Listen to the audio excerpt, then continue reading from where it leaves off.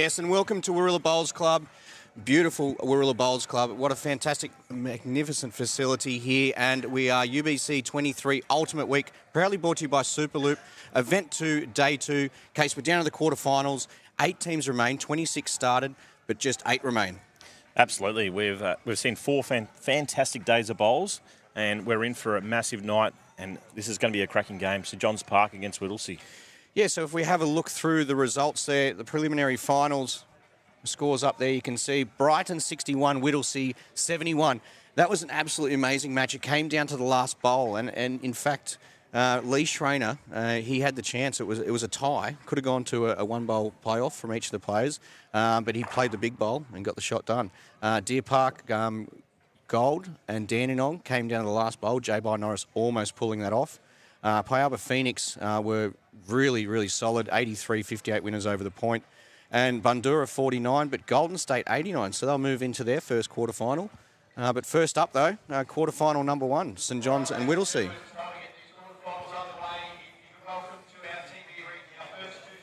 Here we go, our first side, who were the table toppers in Section A. And it's great to see St John's Park in their first UBC in the quarterfinals. Dawn Heyman, Matt Peterson, Benny Twist. That's the 3-player lineup. The 2 for the quarterfinal here, Matty Peterson and Ben Twist.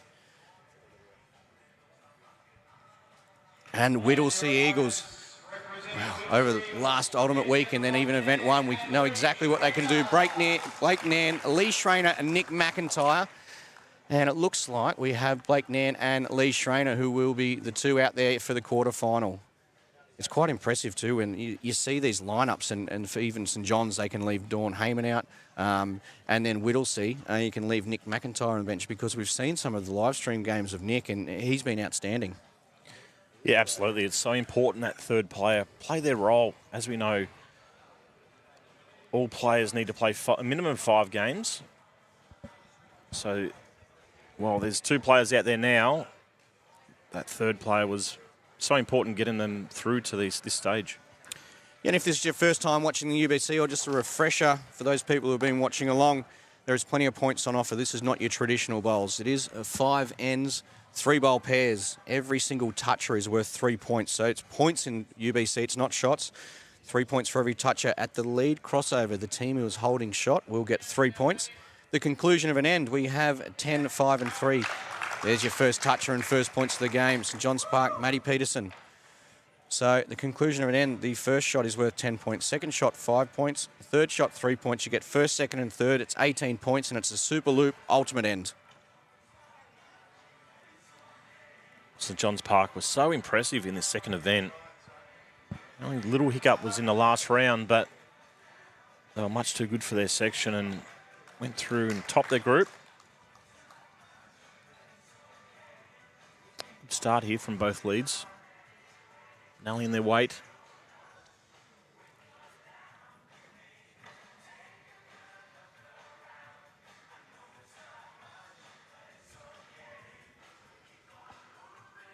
We often speak about the use of high-class singles players in the UBC case, and well, you look on the rink and there's 4 high-class singles players, and just some of the things that they've won over the years.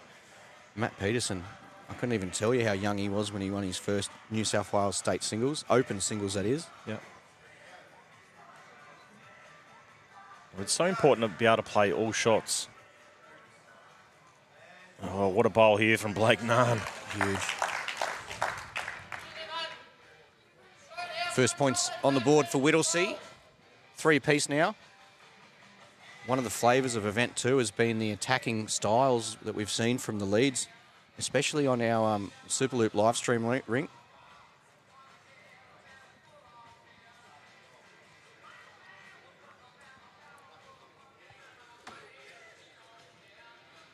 Just need to get down here. Float through though, but well, they'll still be happy with that. Really good area. So case there will be another $32,000 winner's check handed out tonight following the final, but also we will be awarding the Sports Centre Golden Touch Award. That's to the player who has scored the most touches through the post-sectional Event 2. For those people tuning in for the first time, Event 1 was held over the first 2 days, yesterday and today. is event 2, and then following this we have another 2 days of event 3. At the conclusion of event 3, not only will we have another Golden Touch Award winner, but we'll also have the ultimate team, which will be the team who has scored the most points based on their finishing position throughout the 3 events. The Sportscenter Golden Touch Award winner of event 1 also went to the captain, I'd say, of the winning team, Aaron Sheriff.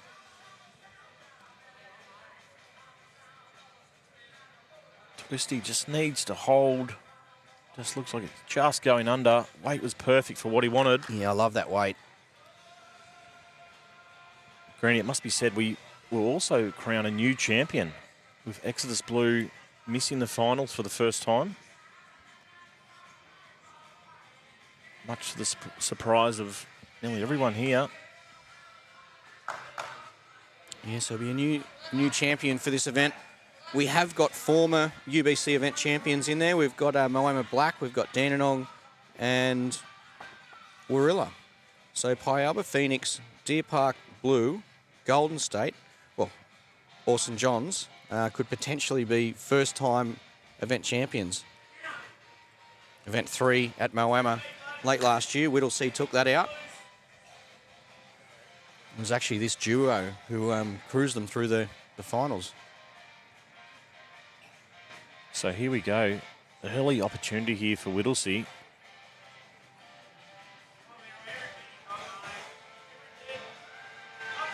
It's going to turn. So that's 3. Yeah, pressure applied straight away here.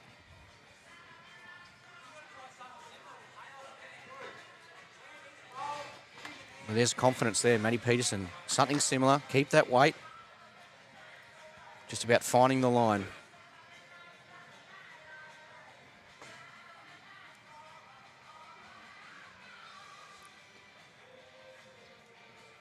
So Ben Twist on his forehand. If you're looking to trail a jack or sit one of the bowls. Even off the front. Wow, he's got off the front. He's got the luck. I think the big thing there was his weight. All 3 bowls, he held that same sort of weight to give himself a chance. And look, fair play, you leave short bowls and these sort of things can happen. I don't think Lee can do much better than this. He's going to put one down as just a bit of a practice here.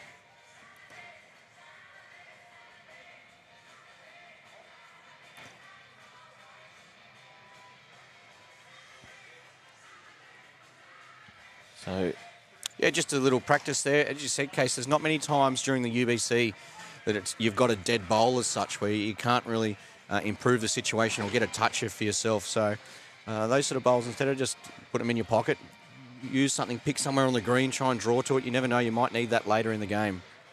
Whittlesea 19, St John's 11 though after the first end of quarterfinal number 1. The winner of this match will play the winner of quarterfinal number 2, and that'll be between Moama Black and Dandenong. Moama finishing 2nd in Section B. Dandenong 5th in Section B, but beat the 4th place Section A side Deer Park in the prelim final. good start again from Nunn.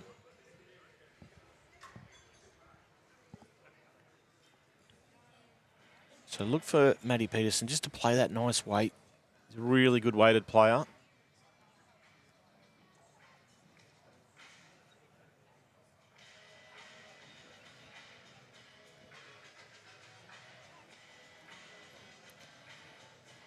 Yeah, once again, Case. He's playing that perfect foot. Yep.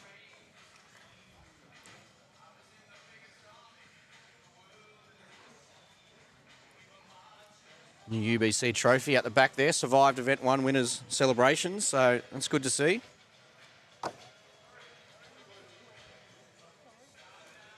This is a very good start here from Blake Nunn. Ultra impressive.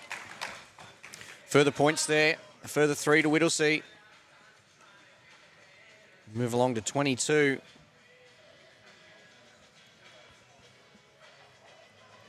This is where that weight comes in perfect now. Just a bowl tighter, land the bowl, trail the jack. I hate to say it, but that front orange works as a shelf again. So it widens the target where if you're coming in, nothing lost there with that bowl. That's where Blake will be trying to cover this jack up, draw a toucher himself.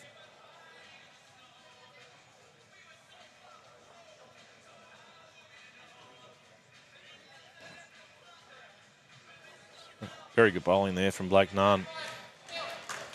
So here we go. First running shot here from a lead. We've seen it happen more and more, haven't we, each day? Matt Peterson very close. He's watching it. Gets half the jacket well out of played. bounds. So he It's gets a huge bowl. 3 points for the toucher. He'll get the lead crossover, which is a further 3 points. And that's where nothing was lost with his second bowl. The jack right back now on the tee, which you can see on screen now. How quickly things can change, Case. How quickly things can change. And once again, we see a lead who pulls out a weighted shot to convert ahead when the opportunity is there. I just love the fact that Twist had the confidence in calling that. You know, obviously they're club mates at St John's Park, but he knew he could play the shot. And he delivered Matt Peterson, so... Looks like it's pulling up here at touch Case. Still going. It will pull up.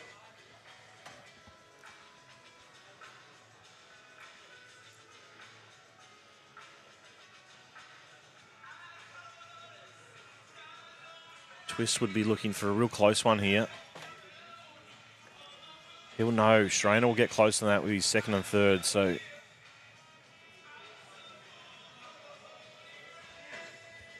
Yeah, pretty impressive, Ben Twist. Well played.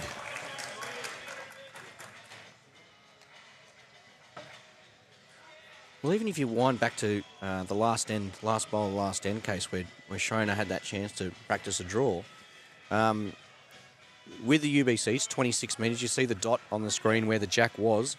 So the mats and jacks go in the exact same spot. So you're always going to be playing 26 metres. And the second shot there. So when you do get that opportunity, it's probably the perfect place to be drawing to, really, the tee. Absolutely.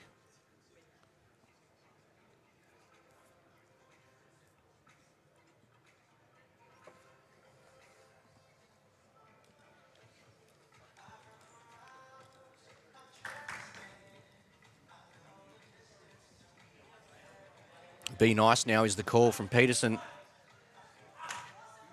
Well, and the toucher. Ben Twist. That's the bonus one. And the thing is now... Look at all the bowls, how they're lined up.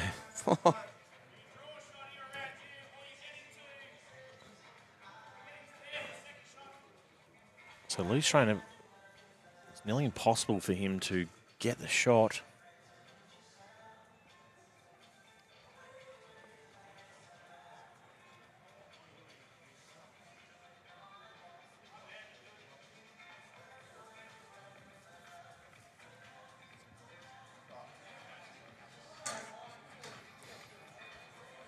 Well, Twist has got another bowl. He's holding first and second.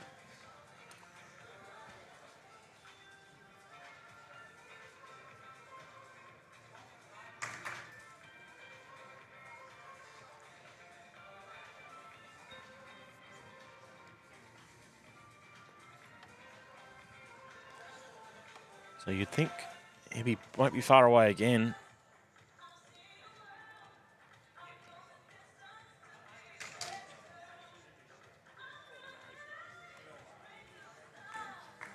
Ben Twist.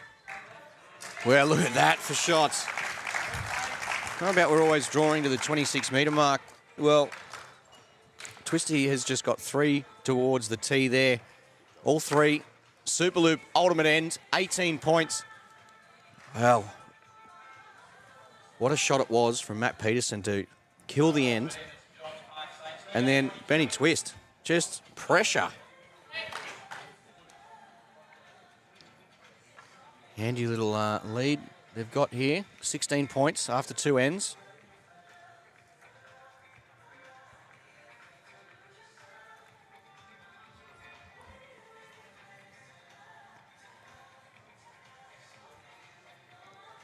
Crowd's building too, which is great to see. Case, and it's a mix of a number of bowlers and supporters. And by bowlers, I mean the people who play in the UBC, the guys and girls.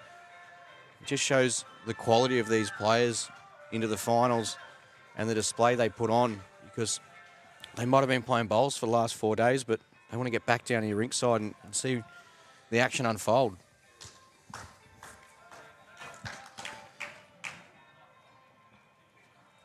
He's done nothing wrong, Blake Nahn.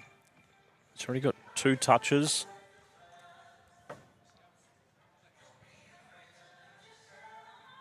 It's been that big drive from Matt Peterson, and then just the class of Ben Twist, but 3 bowls within a foot. That's the difference so far.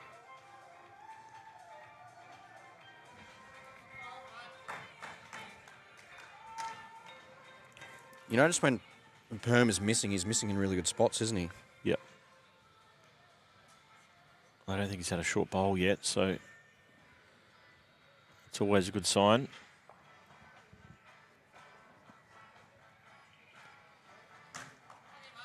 All right, so he'll be looking to get a real close one here. He's nailed the line, both bowls. About 15 inches over his last. Small correction needed.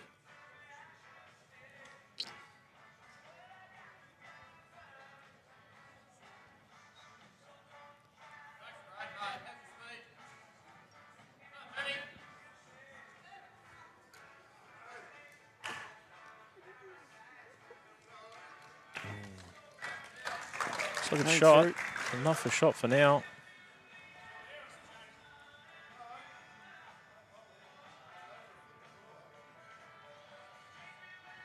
Yeah, well, the call there to a change from Blake, and Lee said, no, you stick there. You've got over a foot to draw it. And spot on. You've just played 2 there. And this is the end result. Is he just going to stop Case? No, he floats through. Valuable points there for St John's. It's a bit of a let-off.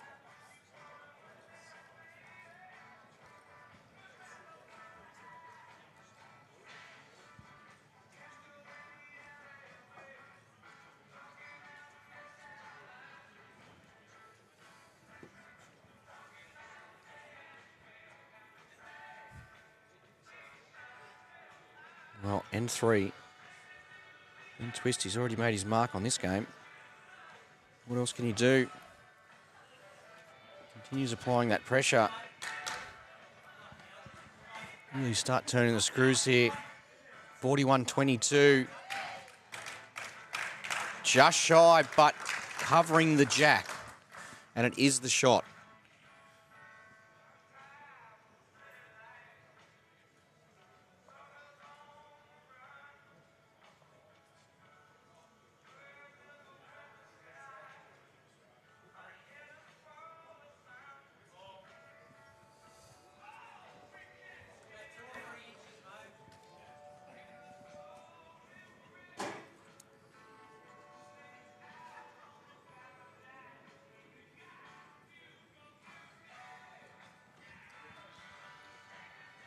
Little grimace there from Twisty.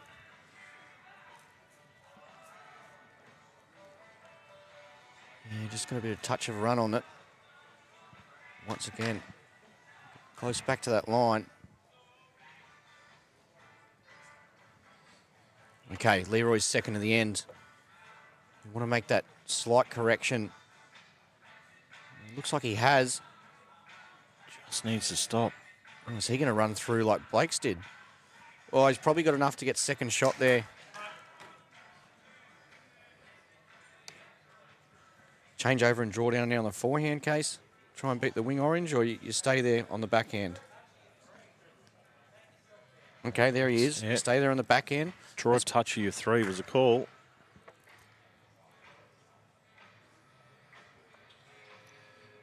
Just doesn't want to make this target any bigger. At the moment, Lee, all he's got is a dead draw.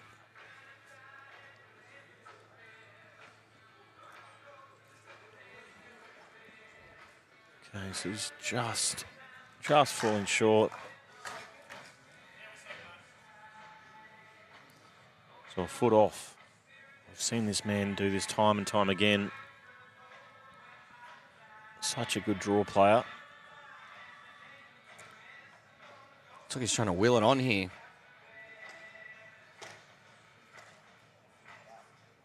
Not up. Not up. So first and third, St John's Park, it looks that way, and second to Whittlesea. And St John's, 27 now the margin, 54-27. After 3 ends, 2 ends to go.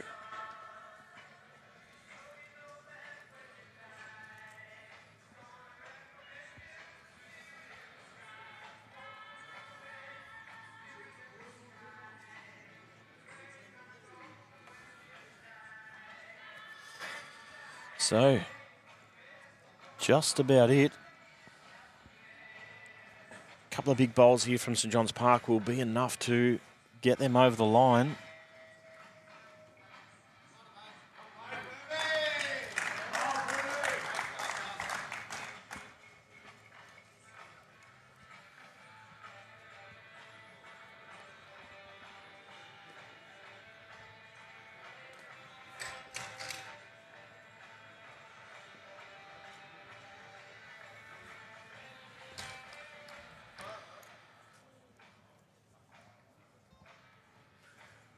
Wow, I know it's only early days in this 4th end, but already, just the way the head's set up, Blake, with that short bowl, big advantage already to St John's Park.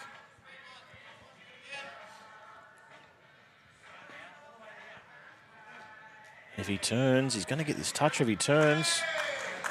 Oh, well played. Do we see weight now? Like, well, that's it. See a bit more confidence there. Case going back to that short bowl, quite often we see the teams who win matches have the least amount of short bowls, much like a traditional game, but very, very much more so important here. Every short bowl is a missed opportunity to draw a toucher or a missed opportunity to get one past. Anything over it, you know, sort of anything from a foot short and worse, it really takes you out of the game.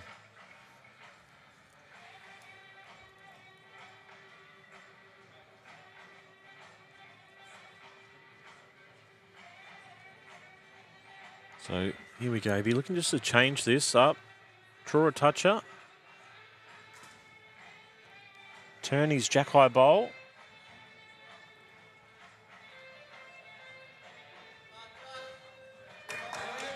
Okay, he's going for it. This will be big.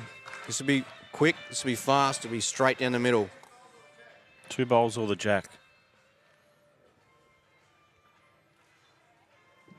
Here he goes. He's got it. Oh, well straight played. out. And the toucher. His toucher is right underneath the centre dot. So, right at the back in the ditch, underneath the UBC logo, you see the marker where the jack could have been. Well, that's pretty much where the bowl is. It's a big shot, that. It's a big difference in the game. Extra 6 points to Whittlesea, but also the 3 points they were down. So it's a 9-point difference, just that bowl. Well, case N2, Ben twist. The mat's the exact same spot. Jack the exact same spot. With 3 bowls within a foot. Well, if he does that again, St John's Park will be home and going through to the semi-final, I feel.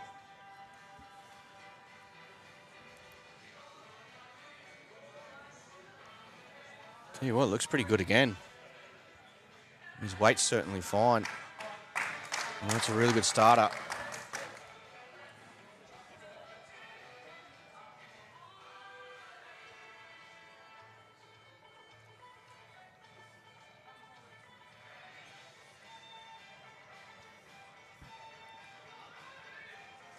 Schreiner. Does he hold on? Does he hold on? Just enough. Closer shot.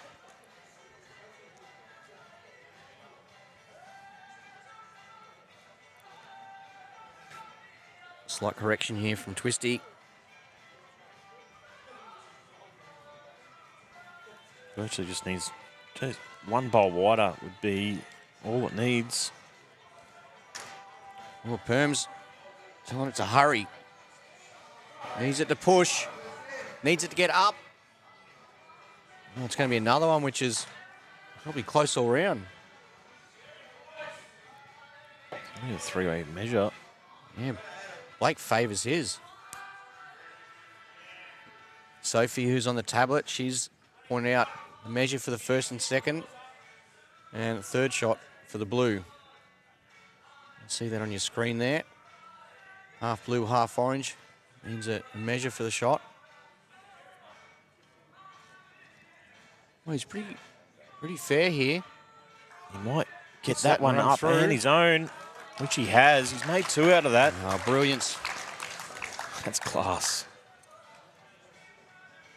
Just the weight control there. Exactly what he was looking for.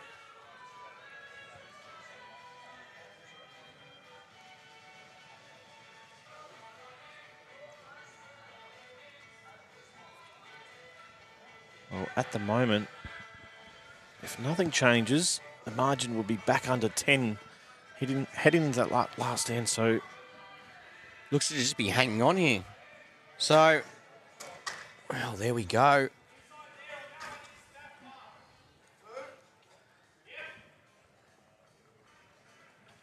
Lee Schreiner. can he do it again?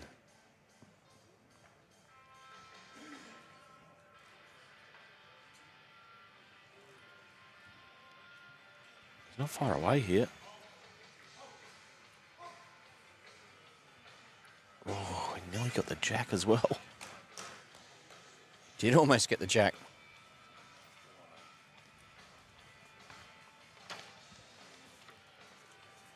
So now we are going to head into this 5th end, and there's going to be nothing in this game.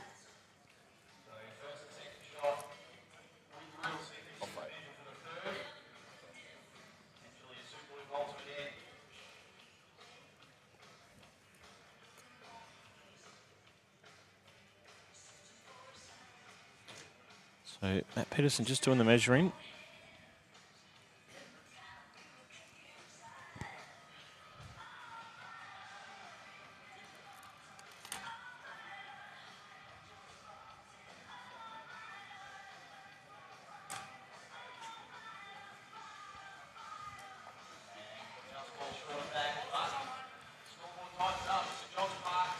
$57.48.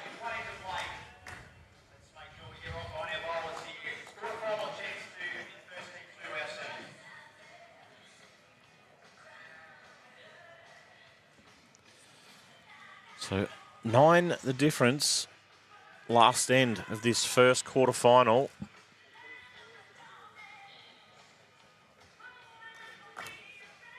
It's a good start there from Blake Nunn. Just going through by about 1.5 foot.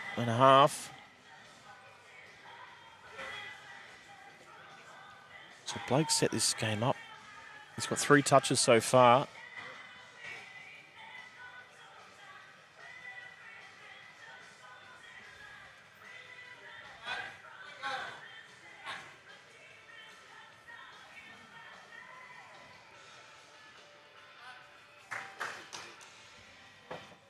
Close for shot, but so far,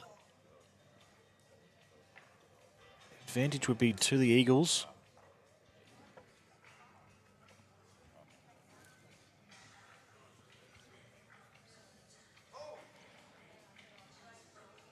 Just going under the jack, so no toucher yet, this final end. Just 9 in it. Simply a shot. The closest to the jack at the end.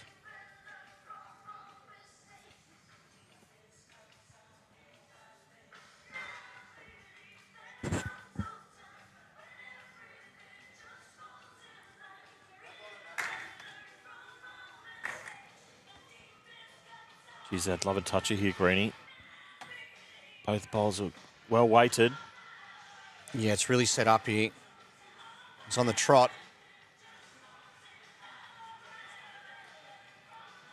Not far away. He's keen. He's not far away. Look at this case. You asked for a toucher. And there it is. Oh, it's heating up here. Touch number 4 for Blake Nunn. He's been super impressive in this quarterfinal.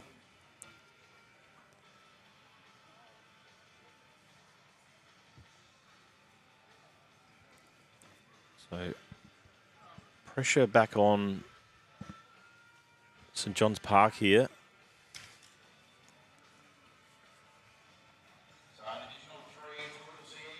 Just a 3-point margin. I dare say it. Lee Schreiner draws a touch with his first and we're locked up.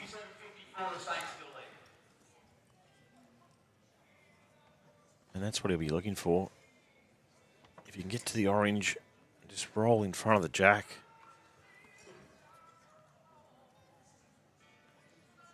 Or play the forehand and just touch around the corner. Nearly puts the game away.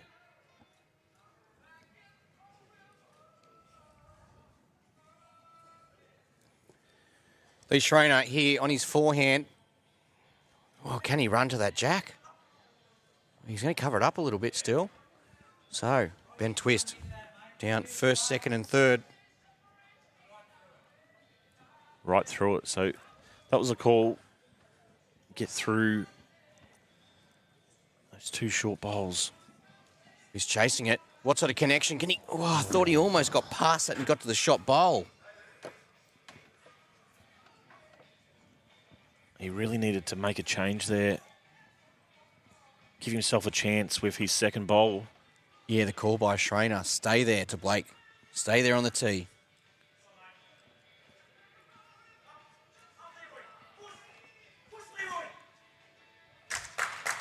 Oh, the boys are pumped. He's played it perfect, right on the tee. A bit of a slow start, but they work their way into it, and they're in the box seat.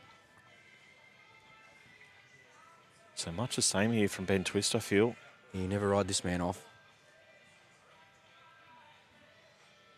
St John's, Ben Twist. Once again, he's following after it. Oh, peels that one away. It's not what he was after. All of a sudden, Greenie, there's only 2 bowls remaining.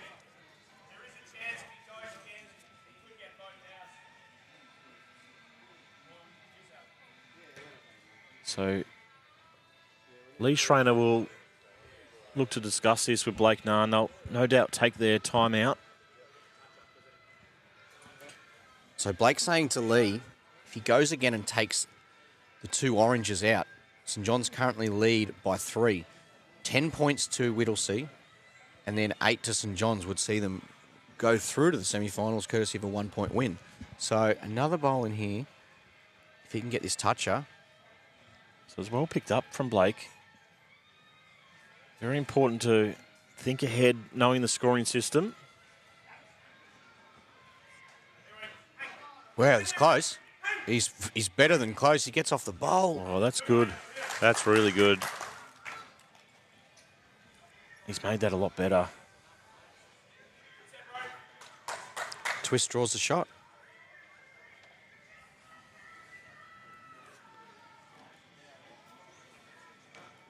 What a bowl this is going to be.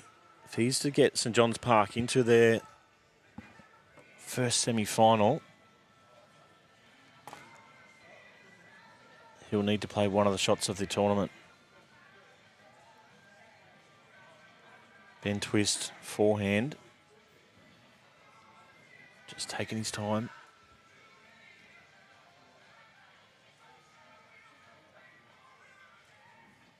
Shot clock just going down to 8 as he played the bowl.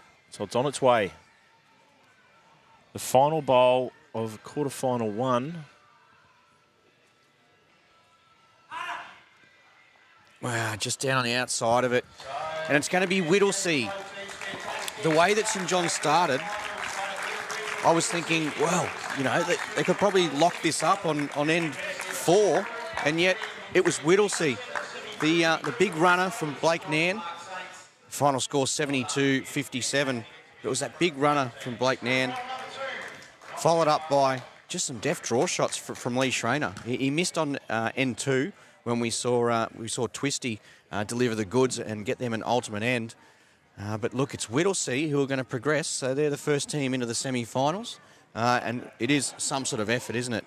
But look, we really hope you're enjoying our coverage, our live stream coverage, brought to you by Superloop.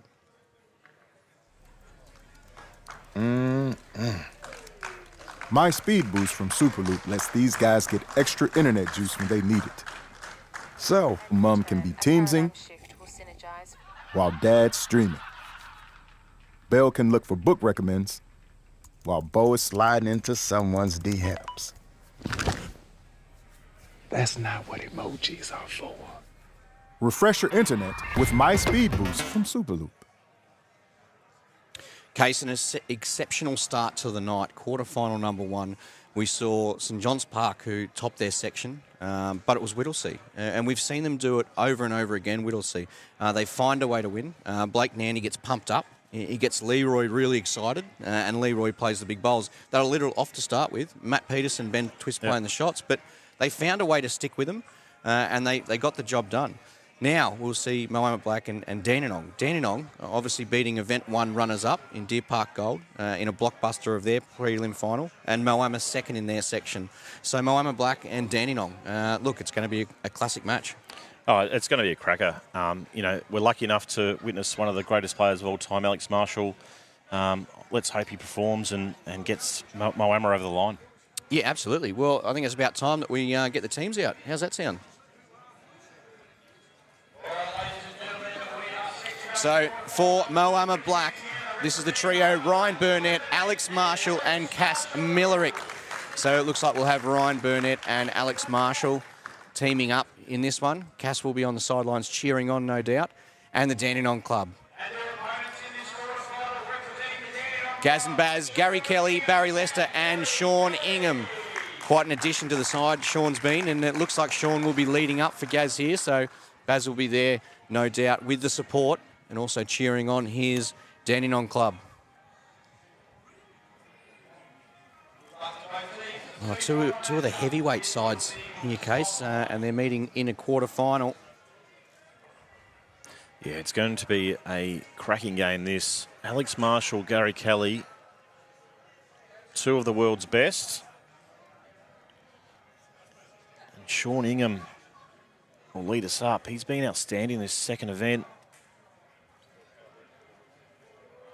Just putting his bowls in the area for Gary to work his magic. A former member of Exodus. So Exodus, when it was Matty Bouse, Sean Ingham and Aaron Sheriff. But Dandenong picked up Sean Ingham in the draft. Just plays his role so well.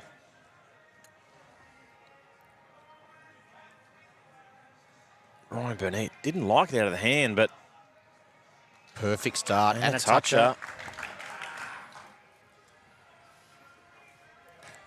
So we saw in quarterfinal 1, Blake Nahn up front, getting those 4 touches, providing the difference.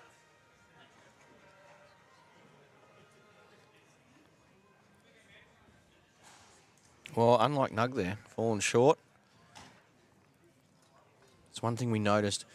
Well, actually, what changed a little bit last game was Blake reaching a little bit more, you know. It really gave those opportunities, especially when he started playing that big weight too, make a couple of conversions.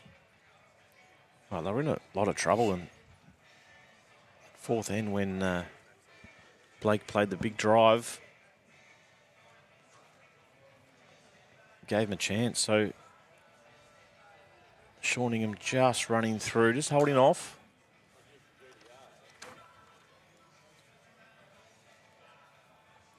So first advantage here to Moama Black. And Ryan Burnett would love to reach up here and get another toucher. Doesn't like it. No, overcorrection here. So first one right on it, second one 2 feet past, and that one 2.5, 3 feet shy of the jack. But it will be a further 3 points to Moama Black, courtesy of the lead shot.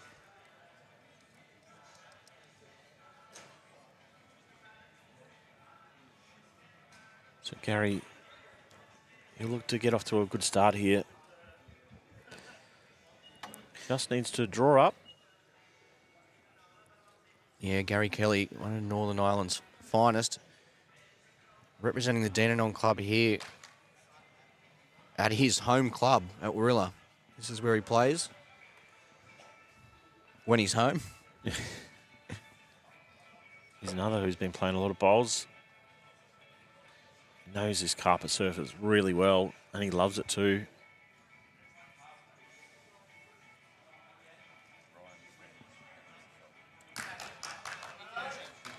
Covers a little bit of that jack there. Gaz will be looking to correct here.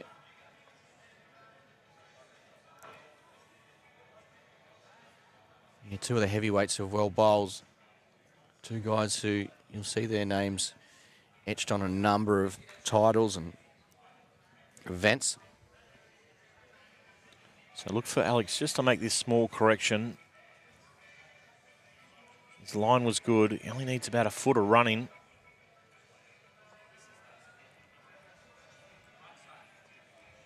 Is it going to run? It is well played.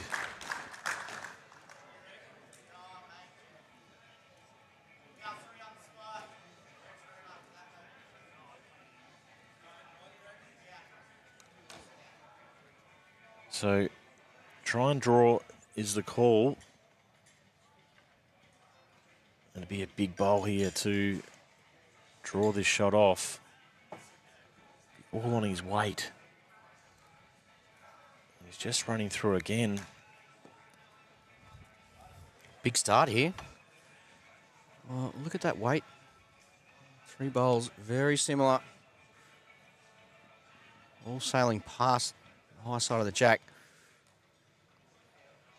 As the crowd builds, it obviously getting warmer, so the green might be just a little bit quicker than what it has been. Tell you what, Case, if Alex Marshall draws this, it could be a scary sight for the other teams remaining in this competition because it could mean he is right on song tonight. Well, still a very good attempt. It'll be first and second the way of Moama Black. Third shot to Dandenong, so they will get on the scoreboard there. But it is a nice, handy opening 18-point lead after just the first end the way of Moama Black.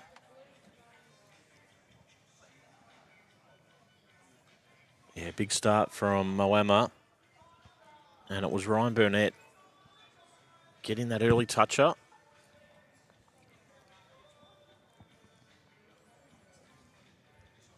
Well, after the efforts of Moama at Moama in the last UBC Ultimate Week, then in event one here, neither the green or the black team got through. It was the last round, the last bowl that knocked out Moama Green. These is, I hope the other guys are here supporting this Moama Black because they're steadying the ship for Moama, that's for sure.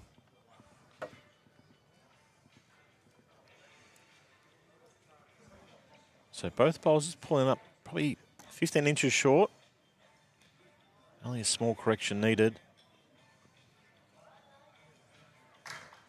Okay, it's important here. Shorningham needs to get the shot. Little steps here for Dandenong.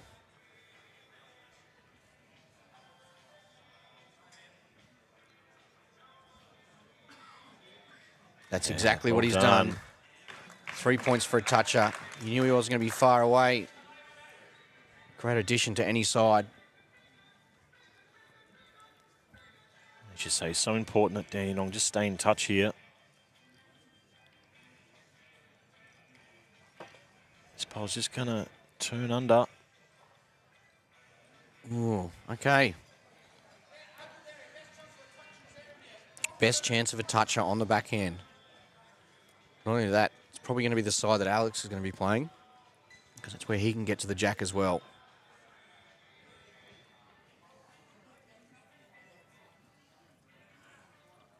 No, it's going to miss underneath. He's pushing through. It was good, wasn't it?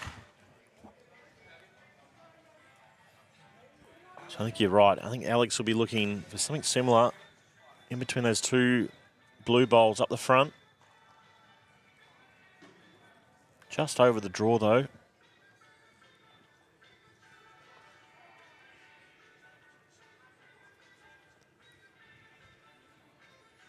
And that's what we see here on the back end. The commentary side. On the high side. Sails through, though, so... His line was probably okay. He's probably just overplayed that fraction.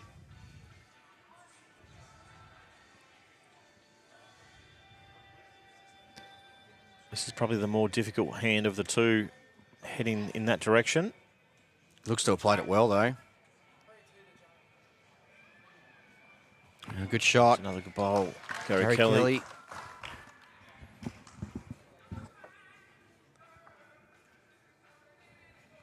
Gives Alex that chance. If he gets past the front blue, he can work off that little wall there. He's got this nice little jog going on here. He's watching it. He must be close. He's close, all right. Wow, sliding by. That must have looked good halfway down.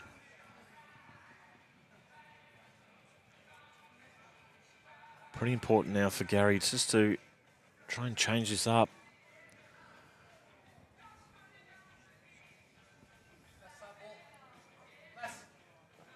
He gets underneath that. He does. Well, here we that's go. very good. First, second, and third. How quickly things can change.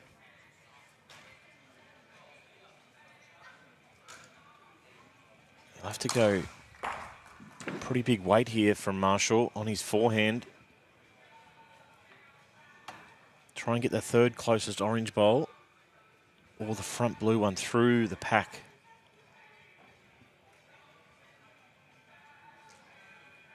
That's what he's playing. We get down to that bowl. Oh. He got down to it. He's just shaved it. Slight movement onto the other orange, but all bowls stayed in their position. First, second, and third here for Dandenong. Quite simply a brilliant fight back. It all comes back to Sean Ingham's bowl. His toucher. There was a lot of opportunity there. His second bowl, he made the correction. He draws the toucher. Not only just at the 3 points, but it starts getting them going in the right direction. And it was the same first end. As soon as the lead gets on, it's so hard to convert. Just over. It's a big end for Dandenong. They take the lead with a Superloop ultimate end. 27-21 the score. And it is Dandenong back in front. End 2 down, 3 to go.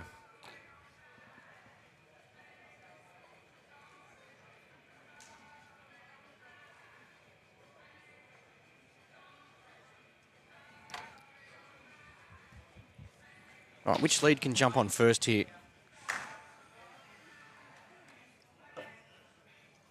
There's no hiding the fact that it is ever so important for these leads. Vital for their team. Whoever can jump on, even if they do get down to the jack, they're still scoring points. So whether it stays or not, they have the chance to impact the match with their scoring potential. Be disappointed with that one. Burnett just pulling up that 2 foot, 3 foot short. But he's been let in here.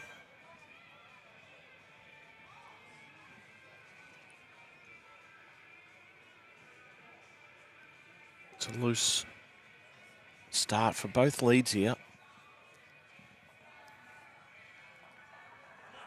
Don't know if he's going to hold, is he? The weight as well, Case. Well, first on wins this end, I think. Oh, absolutely. Especially with those bowls at the front there. We've seen the teams get into trouble with short bowls. And it's another one. So Ryan Burnett can easily make up for his first two and by no means they're bad bowls, but when you're trying to score points with touches, you don't want to be leaving leaving your bowl short of the jack. This needs to run. Oh, I think he looks pretty good here, Case. And there it you go. is. That's the one they wanted. Right on top of the jack. 3 points for the toucher, 3 for the lead crossover, 6-point bowl.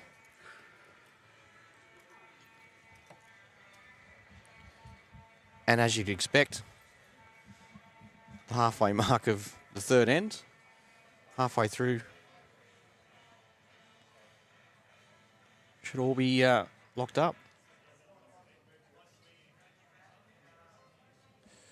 So Call was first on wins the end, so needs something really big, which he's awfully close. Look at this, Rennie. What a shot. Brilliant. Gary Kelly. A little bit of Gary Kelly brilliance.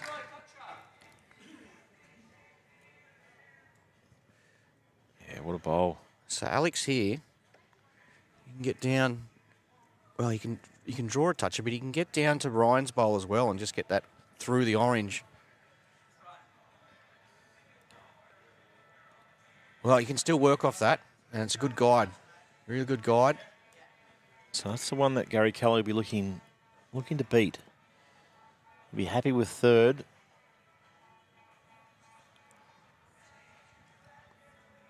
If you can beat Alex Bowl, that'd be enough for get third.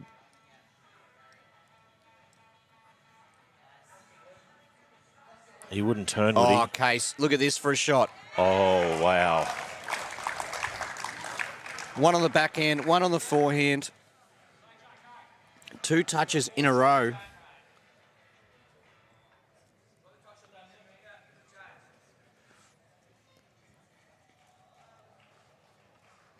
Well, this is some bowls that we are witnessing here.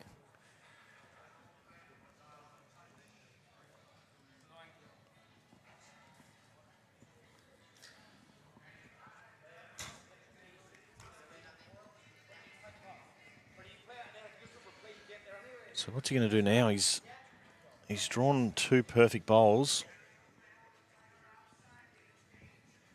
33-27. That's a score currently in favour of Dandenong, holding first and second shot.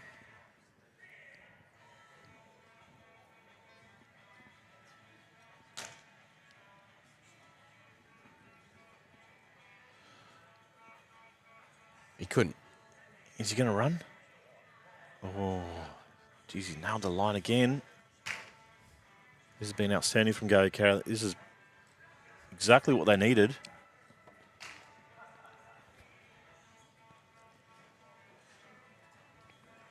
Yeah, you would have thought that that was good enough, Ryan Burnett, but you can never underestimate these players, and you can never write anything off. And saying that too, you've got this man coming down. Well, what have we got here, Alex? Just needs to hurry. It's a super effort. Only 6 inches away and still 2 down. First and second the way of the Dandenong club. And that's from just pure brilliance from Gary Kelly. Drawing, and he had an inch. He's drawn it on his backhand. He's drawn a toucher. Then he swapped hands and drawn on arguably the tougher side of the rink. He's drawn another toucher there. And he's earned his side an 18-point lead. 30-48.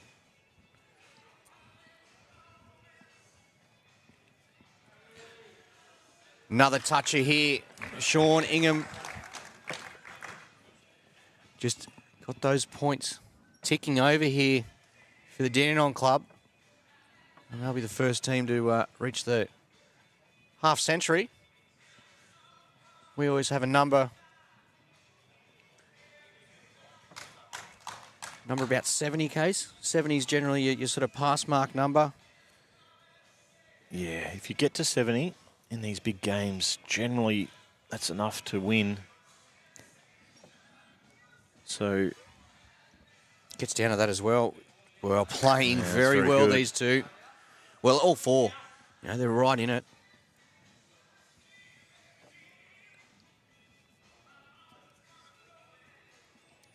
So it's 51-30 currently, Dandenong club. Here, Ryan Burnett, well, a toucher of his own and past the orange.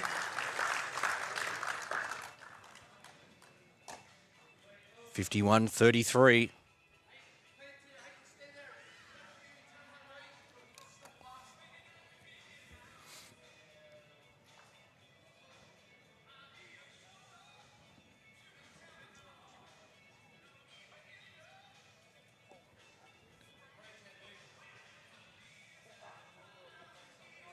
He's got it up and over. That's a great end of bowls from Sean Ingham. Yeah, on the back of Gaz's 2 shots, it's one of those things that pumps you up a little bit, and you know, it's almost like a, here you go, Skip, this is my thank you to you. I've just come down and played a really good end. Keep that momentum going. There's nothing worse than having a really good end and then you don't back it up the following end. It's almost like a freebie, just sort of like a waste. You've given it away. So well played there, Sean Ingham. Ryan Burnett right in the area as well, but it's a further 3 points here to Dandenong Club. 54-33, 21-point lead. Just the skips to bowl in this 4th end. 1 end remains after that. Quarterfinal number 2.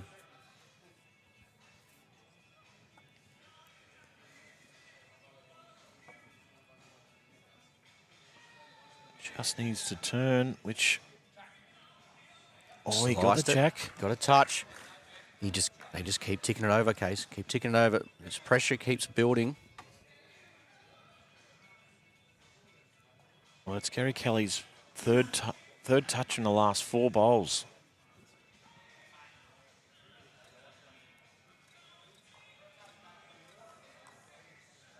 That's a call. Draw a toucher, mate. So if he draws a toucher around the corner a foot, it's going to be really hard for Marshall to get out of the trouble here. Yeah, it'll almost be curtains. He's finishing in a really good spot That's too. well played.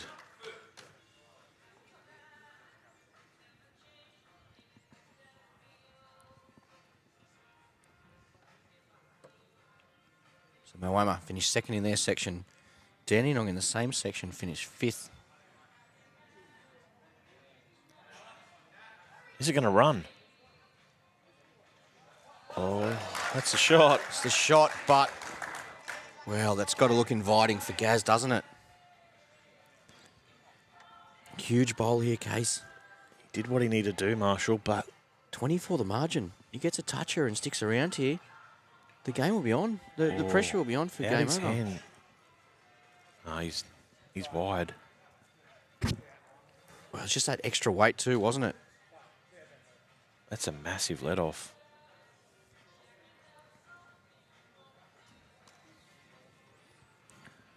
So, You won't be happy with that. But that's that little bit of pressure. They had all the momentum going their way. And Alex Marshall has come down and drawn the shot and said, well, you can't have it all your own way.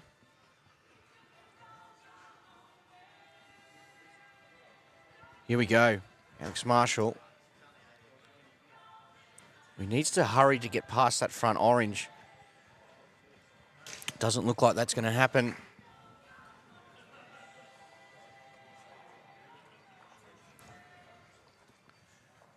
Wait for a score update.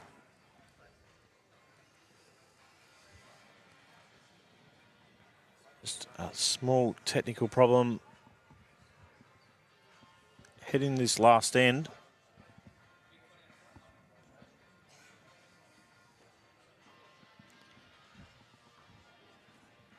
Okay, there we go, 62-46. Just had the players wait as well. The software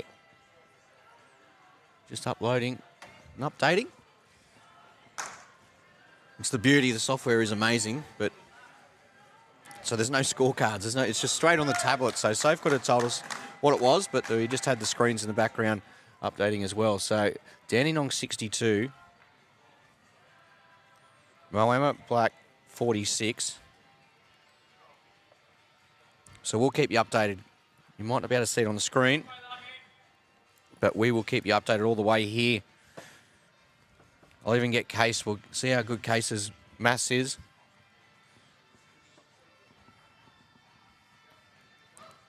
So Case, if Dandenong got 3 touches, the lead crossover and second shot.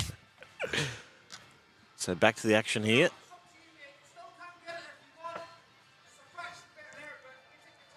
So he said it's a fraction better on the forehand, but he's going to play forehand. As we can see, the jack is slightly more open on the forehand. It's a harder hand of the two. So now this is where Ryan Burnett really needs a close one.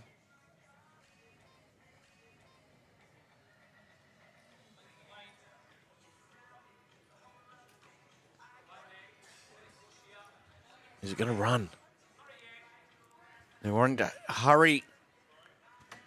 Okay, so there is room here. There is room. Case 2 feet on his last. If he can draw a toucher here, this will go a long way to getting Dandenong into the semi-finals.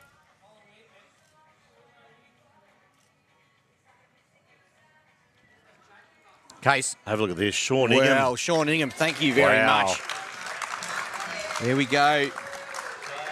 The Dandenong supporters, they've gone up. That's a 6-point bowl. Big Gary Kelly's very happy with that one. Pearly whites were on display there.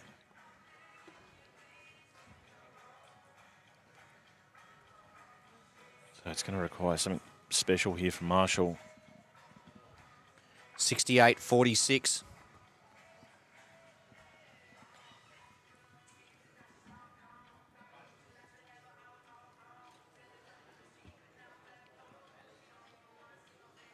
Alex he's been so close so many times.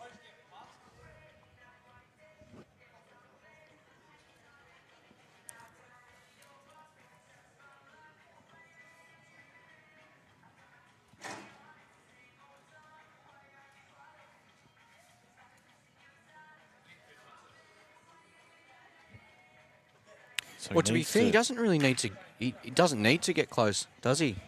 No. It's just more so coverage now, and unfortunately for Taddy, falling that just touch short, he's sort of almost blocked off the touches. So he's got to try and get creative here. He'll try and play perfect to get around it. The margin 22.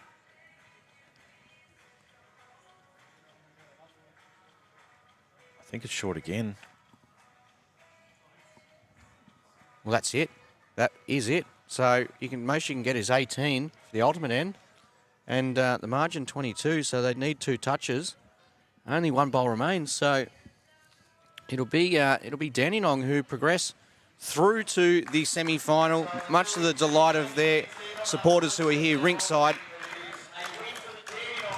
And once again, we will see Dandenong in a semi-finals of the UBC. It's been a couple of events, but they're back, and it might not be Gaz and Baz. It's Gaz and Nug, but Baz has put a lot of effort into this. He was obviously in the finals of Event 1, and he's been playing a lot of sectional play games to get him into this area. But a big win there for Dandenong. And Case, it was probably one of those games where they just did that little bit extra. So once again, another fantastic game on our Superloop live stream. Hey, yeah. You ever feel like someone's watching you? Why would anyone want to watch us laying subsea fibre optic cables to upgrade our internet? Yeah. Hey, are you the folks from Superloop laying subsea fiber optic cables to upgrade your internet? Yeah, we are. Also. Refresh your internet. Superloop. Dandenong, Whittlesea. That'll be semi-final number 1. We've still got 2 more quarterfinals to go, Case. And Warilla, the hometown heroes. I actually started seeing the crowd build up a little bit more. So do you think that was obviously people have been watching it around the club on the screens and seen, wow, we've got to get down there rinkside. Maybe a little bit more too because they don't know. It could be Jeremy. Would we ever see Jeremy play a final in the UBC? Well, wouldn't it be good? He literally owns his carpet green. So I'd love to see Jeremy out there, but we'll wait and see. Not far away. But I know Aaron Tees is just around the corner. But who's going to partner him up? Yeah, well, will it be Corey or will it be Jeremy? But what we'll do first is we'll have a quick look and see, obviously, how Pialba Phoenix got through to the quarterfinals. So if we see there, we see the preliminaries, Pialba Phoenix up against the point, and it was a comprehensive win there, 83-58. But this match is all about Warilla Gorillas and Pialba Phoenix. So let's welcome the sides out.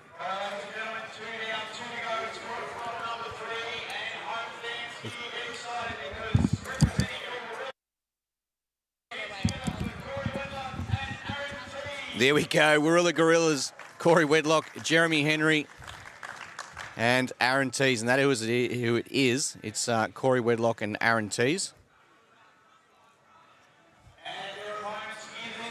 And for Team Phoenix, Pialba Phoenix, Mark Armstrong, Glenn Pitts, Nick Gosley. We've quite often seen it's the Armstrong-Gosley combination they go to in the bigger matches. And that's not to say that Pitsy hasn't been playing brilliant, because he's had a number of wins in sectional play. But it was a very strong performance by the Phoenix in the preliminary final to get them through to this quarterfinal.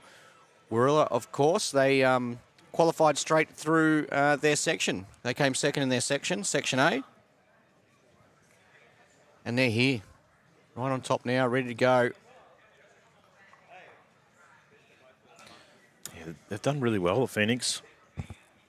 I watched a couple of their games earlier on. It was Nick Gosley. He was the one in unbelievable touch.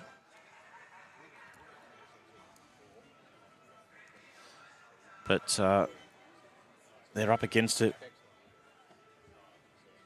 with the homegrown heroes from here, Warilla.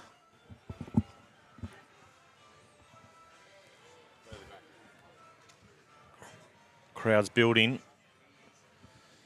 Unfortunately, Big Jeremy's not out there, but I think he'll be strolling up and down behind us, cheering the two young boys on.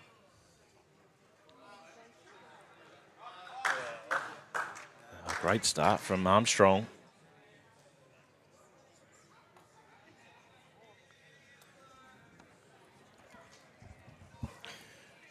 So while there's no scoreboard on the screen at this stage, we will keep you updated with all the scores. And just a refresher too, 3 points for every toucher, like the one you just saw there. 3 points for the lead shot at the crossover. So whichever team is holding shot at the crossover, it'll be 3 points to them. And then 10, 5, 3, 18 points on offer at the conclusion of an end. Shot bowl worth 10, second shot 5, third shot 3. You get first, second and third, 18 points, and it's a Superloop ultimate end. It's a great start again from Armstrong. The score is 3-0 in favour of Warilla. Corey did get the jack on the way through, but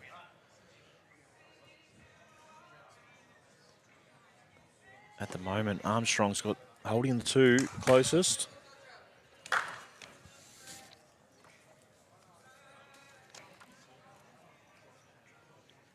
Big shout out to Mark. He's the team owner of this Phoenix team. Go Natural Foods in Harvey Bay. If he gets around, that's a perfect start. Yeah, brilliant start. Okay, here we go. We'll see some weight here from Wedlock. So just needs to hold. We'd love to get half that. That's all right. It's okay. So it'll move along to 6 for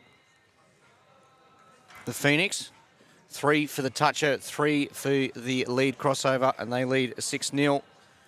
Early stages here, halfway through end number 1 of quarterfinal number 3.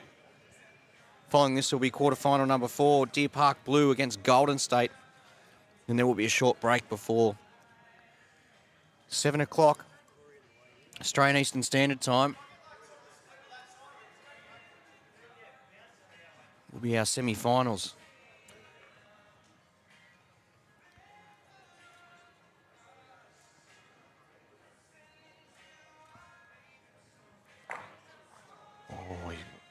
It's not what he was looking for. A very good start here for the Phoenix.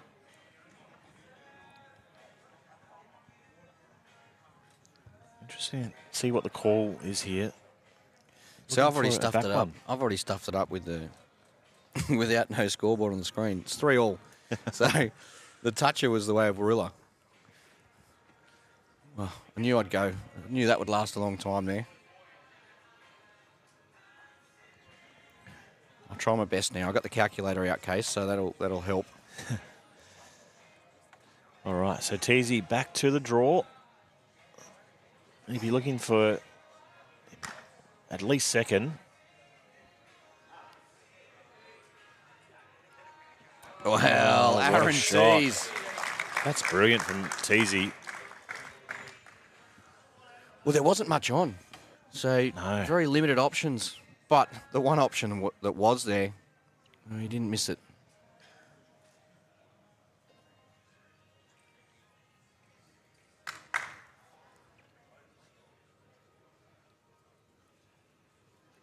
So Nick Gosley.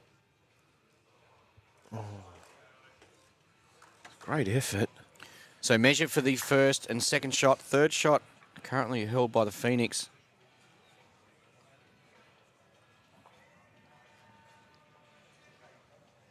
Tees, last bowl, first end.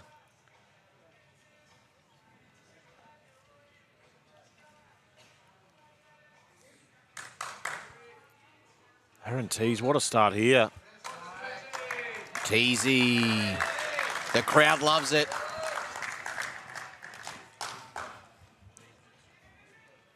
That's a cracking opening bowl. Opening end from Aaron Tees. Didn't have much on. He possibly made 2 out of this. So they didn't even get the measure here. They've just gone, well, let's just get the umpires out.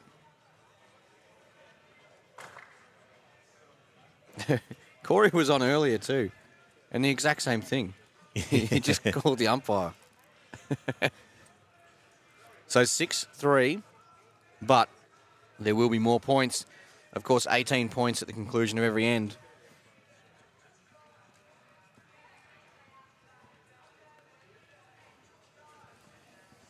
Ten, 5 and 3 on offer.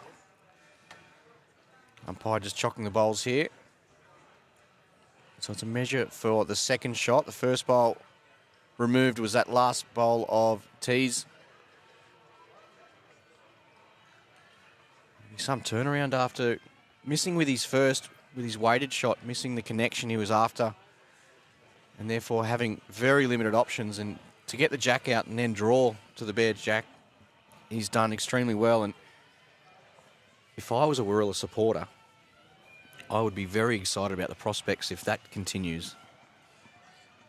Yeah, absolutely. They could be in for a very big night and possibly a very late night. This is our third quarterfinal. So quarterfinal 4 will be coming up after this. Wouldn't be like the Warilla boys to have a late night. No, not at all. So it's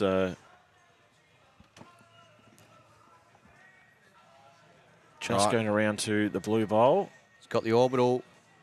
Oh, he's checking the time. Yep, it's blue. Okay, so there we go. So Tees it was. Tees brilliance there. First and second for Tees out of nowhere. 21-6 to Warilla. Well, he's done extraordinarily well there. Right up against it, the Gorillas. Somehow they've manufactured a 15-point lead after one end. In case that magic number is 70, once again, so we've had 4 preliminary finals, and this is our third quarterfinal. No one has scored 70 and lost. So generally that's the guide, isn't it? If you can get to 70, you've won. Yeah, that's the... Of course, there is some games which finish, such as the prelim between Deer Park and Dandenong, 61-65. But there's not many of those games which are real tight like that, and not 70 is a winner. So there we go. A couple more points there ticking over. Payalba, Phoenix. Mark Armstrong touch on his forehand first bowl of this second end.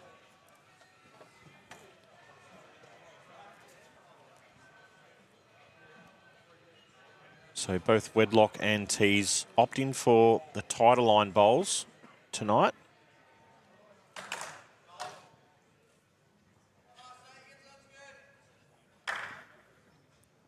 I know Teesy's swapped and changed a few sets.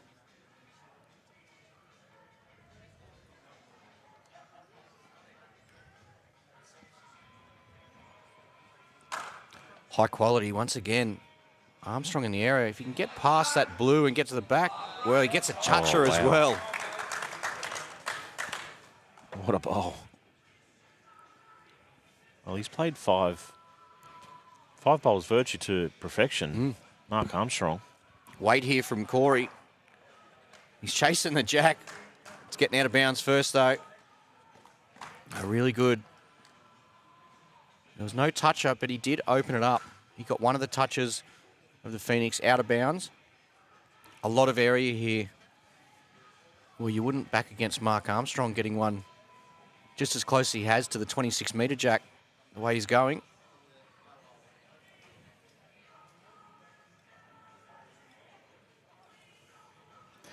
That's going to be enough for shot. So 9 points there he's got, Mark Armstrong. 2 touches and a lead shot. Scoreline back to 21-15. Don't know if we can get a shot of it. Have you seen Teasy's bowls cloth? There's a photo of his family on there. Really? Yeah, I saw it earlier. I thought, beautiful. I like that.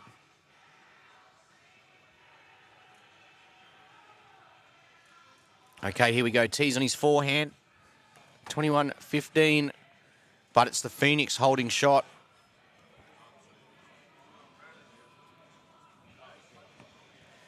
Aaron Tees delivers the goods there for Warilla.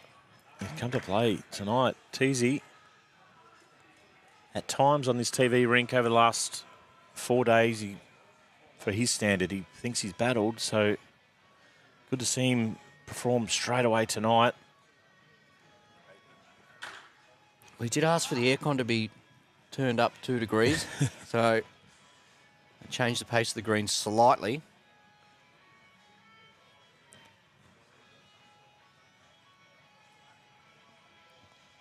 He's following it down. How's the weight on this one?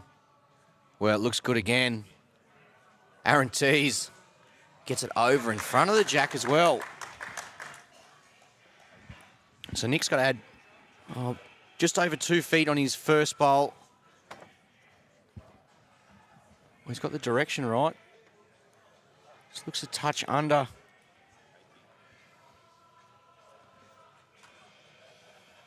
And the way that's finished up there with the blue bowl, there'll be no change here for Tees, because if he's to get onto that orange, it just means he's going to promote the blue bowl. He gets underneath that. He gets right down to the shot bowl itself. So Tees here, nearing the conclusion of N2.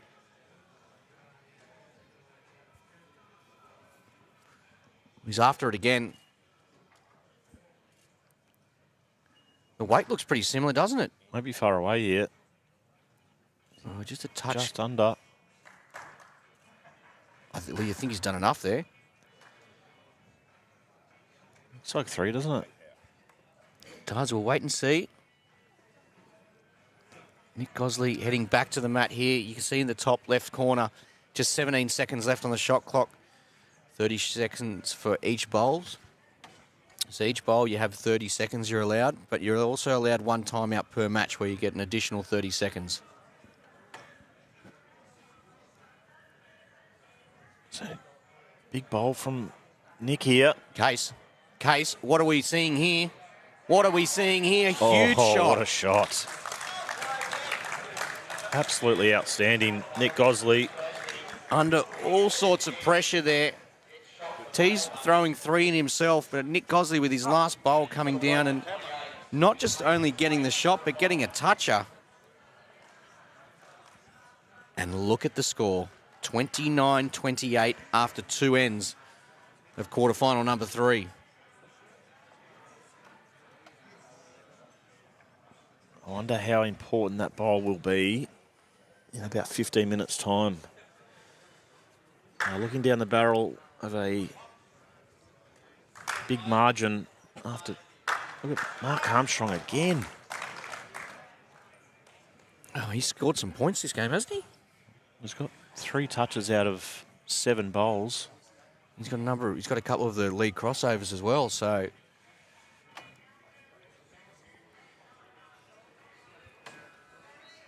Corey Well, that's good. Are you happy with that?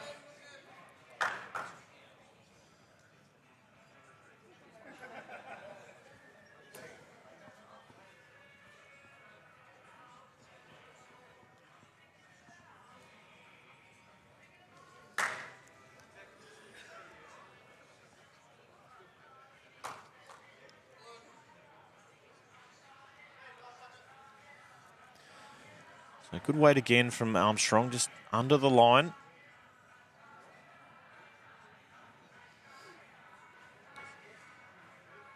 Corey Wedlock, what has he got here? Well, there we go. The crowd loves it. Teasy loves it. Even Jeremy's got a smile on his face.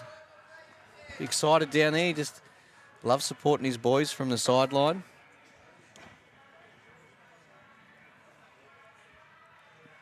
So Armstrong back to the forehand, which we've seen him master already tonight.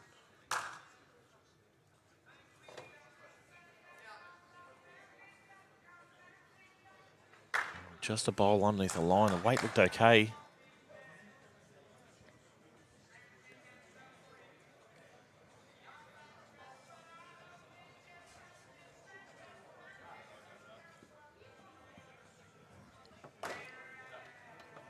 Can he get past that front orange?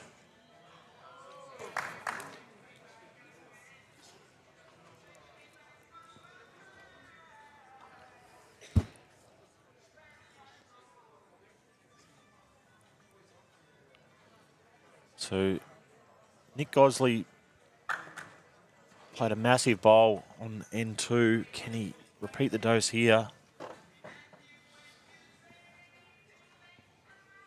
Just needs to find that gap. He's not far away. Oh, wow. That is absolutely brilliant from Gosley. Just following up what he delivered with his last on the previous end case. It was much the same bowl, wasn't it? Small gap to get through. Yep. You can only see about a quarter of the jack.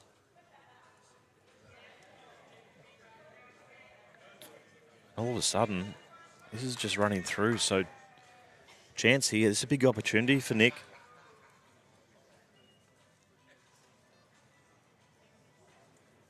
He's got about 2 feet to draw another.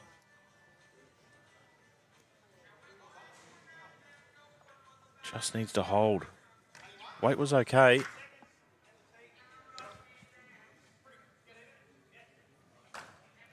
So we're looking for weight here from tees. Jack or the bowl. Just didn't move.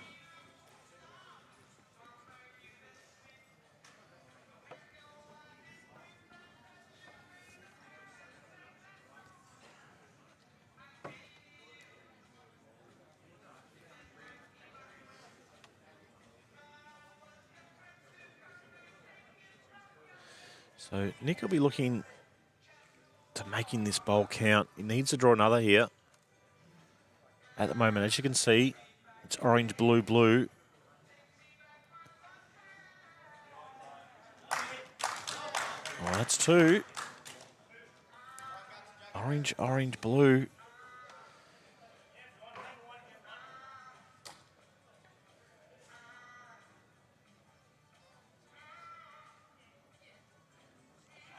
He's wide. All of a sudden, Greenie. Yeah, Nick Gosley. He's turned this game on its head. So there we go. High Alba, 49-38. Well, they knocked off the strong Tarrant Point in the prelim final, and it was 83-58 victory. So now 49-38.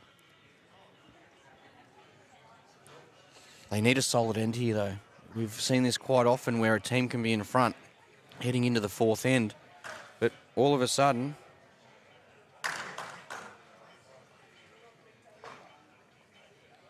Yeah, spot on. 11-shot lead. Virtually means that you still need to win at least one of these 2 ends. Getting the main points for that shot bowl, which is of course 10.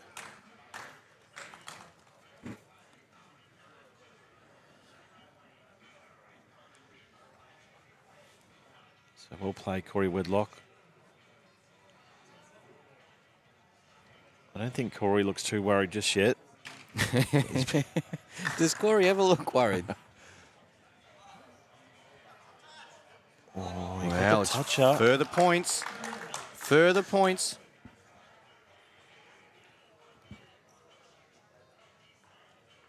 It's just as important when you're leading to continue getting touches and lead crossovers. Keep adding to your score. Yeah, 2 good shots. Corey Wedlock.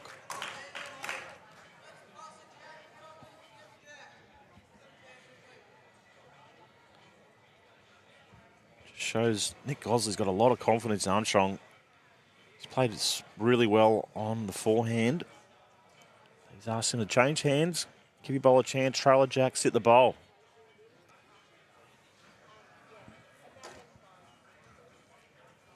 Just under the line. Probably not enough weight for what he wanted either. Can he get the toucher here, Greenie? We'd love to. The crowd would go wild if he did. Well, Case. I think he's close. He's got it. He's got the it. toucher. A further 3 points to 3 points for the league crossover as well. That's the one he wanted. It's the bonus one. Case, I've watched a lot of the Phoenix games. I've seen a lot. And what I've seen a lot of is when there's a head looking like this, Nick Gosling, he generally will be running. He'll try and attack first. So let's just see if he's changed any game plan tonight. Now it's the quarterfinals and he's dropped it back. There's been a number of times I've seen him play and he'd be running at that. Event 1 prelim finals was a prime example. But when you're in this sort of touch, why would you worry? What a bowl. His confidence must be sky high right now to obviously a shot that he'd normally, well, potentially run at from what I've seen, to just back himself to draw that toucher. And, well played, Nick Gosley.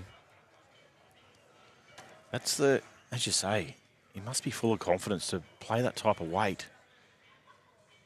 What connection can he get? Oh, wow. What a result. I think Orange has got one.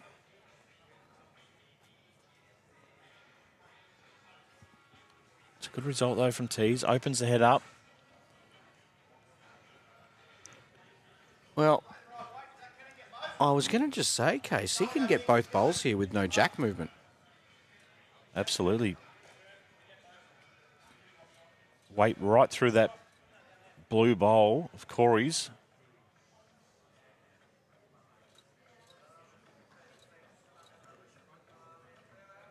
He looks tight. Can he flick it off that? Where he's got the jack back up the green towards the 2 blue bowls, owned, of course, by Warilla. Well, this is where it comes in handy, a way for Nick Gosley with his bowl around the back. However, those 2 bowls can still go out if he plays weight here. I think with the confidence levels that he's at, he just draws up there and cracks an egg. What do you think, Case? Well, if he just gets up there with, as you say, 2 or 3 feet away, get to that blue bowl, you can potentially hold the ultimate end.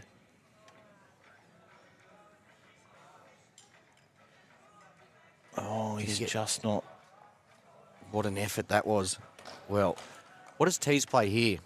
If that bowl is touching the jack, I'd be surprised if he went near it. I think no matter what, I don't. Well, the way it's set, first and second, they'll take a 1 point lead into the final end. There was no real benefit there. He couldn't get a toucher, and he couldn't have drawn third shot. It wasn't possible. No, he couldn't do much better than that. Especially when he got a fortunate result with his second bowl too. You don't want to ride your luck too much, do you? Yeah, what a result that was. Kept him in the game.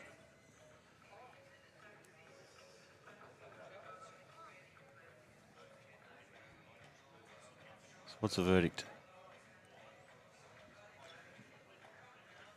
Well, that's surprising that the boys got down to measure because the umpires are right there. Well, it was Mark Armstrong. Oh, yeah, well, fair enough. Okay, so must have been first and third. So the Phoenix, 60. Warilla, 57.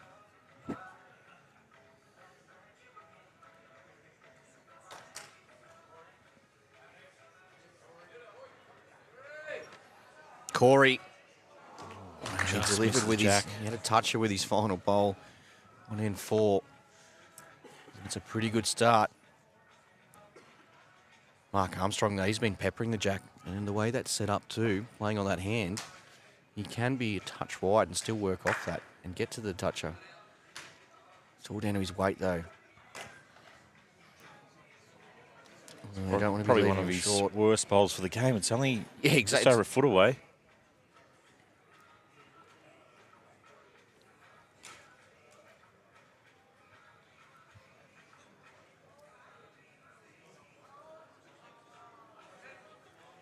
Does he get down? No, very good shot, so. I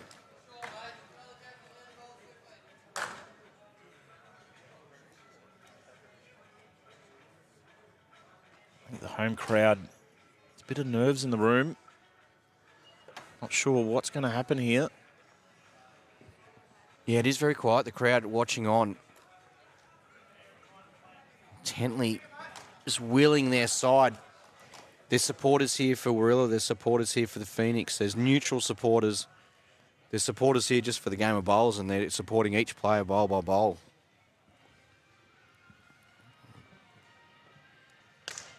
No, a bit of a indication he's just missed that on the high side. Okay, well, Mark Armstrong, you found the line both times. Now, can you find the jack?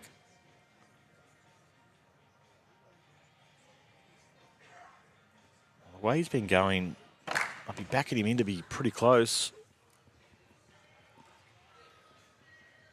Well, he's going to get onto his own. How far can he promote that? Enough for shot? Oh, it stays up. Stays up. Could be shot. It is shot case. So a further 3 points here to the Phoenix. They lead by 6. And it's just the skipper's bowls remaining. A little bit of tease magic coming back this way again. Edge of the jack and draw another one himself. Little touch around the corner.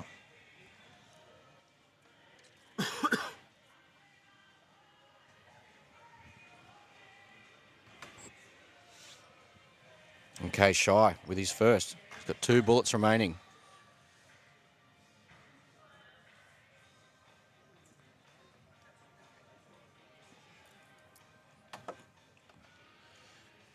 Much high. Will it be Warilla or will it be Phoenix into their first ever UBC semi-final? So the door is still open for tees. There's an opportunity missed there from Gosley. You can't give this man too many goes. He's just overplayed that though. Probably his first one being short. It's probably put him off a little bit. Absolutely.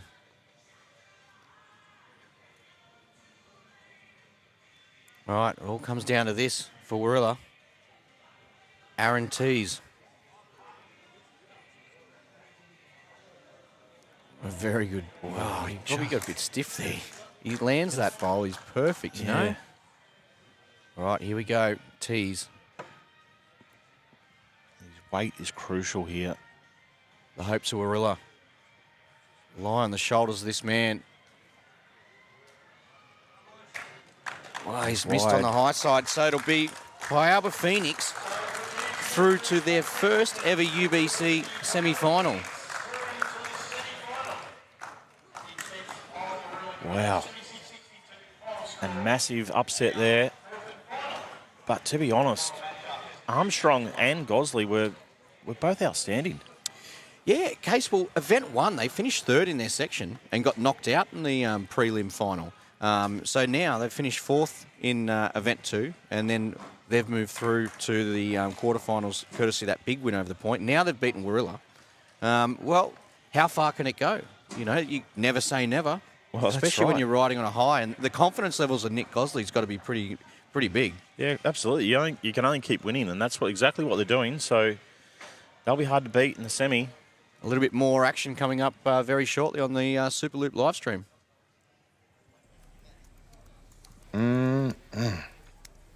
My speed boost from Superloop lets these guys get extra internet juice when they need it.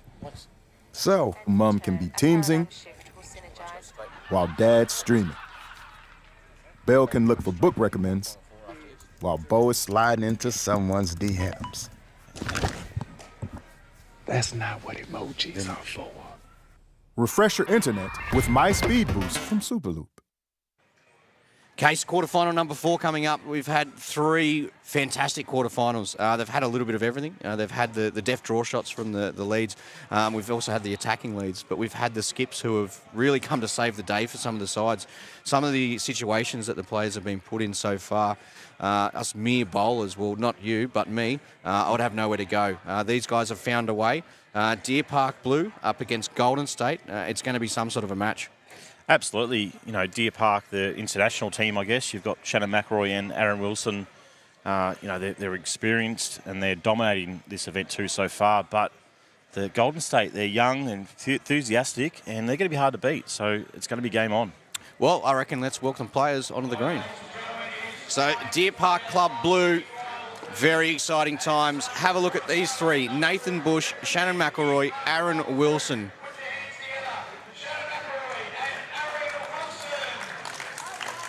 So it will be Shannon and Aaron. So 2 world champions and Golden State. How good is it to see Golden State in the quarterfinals? They've updated their uniforms, updated their team. Selena Goddard, Dale McQueenie Shillington, and Dan the Man, Dan Lemez. Okay, so Dale and Selena, which way will they play it? I think they're going to have Selena leading because in event 1, Selena looked to be skipping a lot of the matches. And they did really well, just fell a little bit short at the end. But, look, it's been a very impressive event too for them. They nearly came top 2 in their section. Yeah, absolutely. I think Selena up front is the go. Yep. And it allows Dale. He's an attacking player. So this format suits Dale down to the tee. So look for him to play that attacking game once again. 100%. Well, let's go. Head to the greens.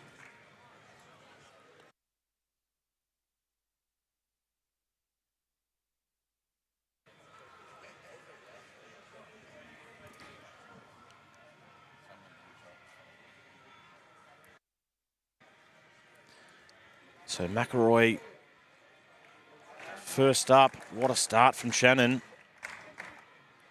Not easy to do. He's been sort of resting for the last 2.5 hours, so that'll give him a world of confidence, getting that close one very early.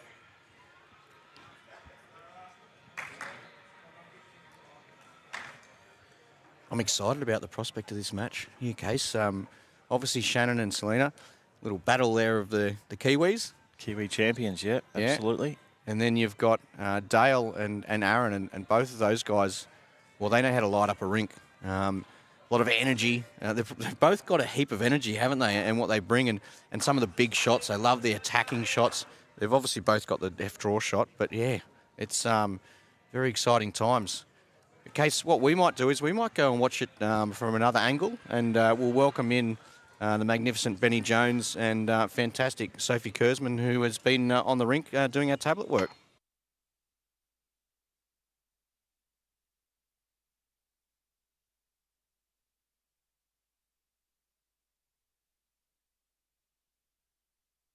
Thank you very much for that, Greenie. Case, superb job with our first 3 quarterfinals. And here we are, last berth into a semi-final up for grabs. Deer Park Club Blue taking on Golden State. Deer Park finishing top of their section, Section B, and Golden State defeating Bundoora in the preliminary final to make it through to this stage.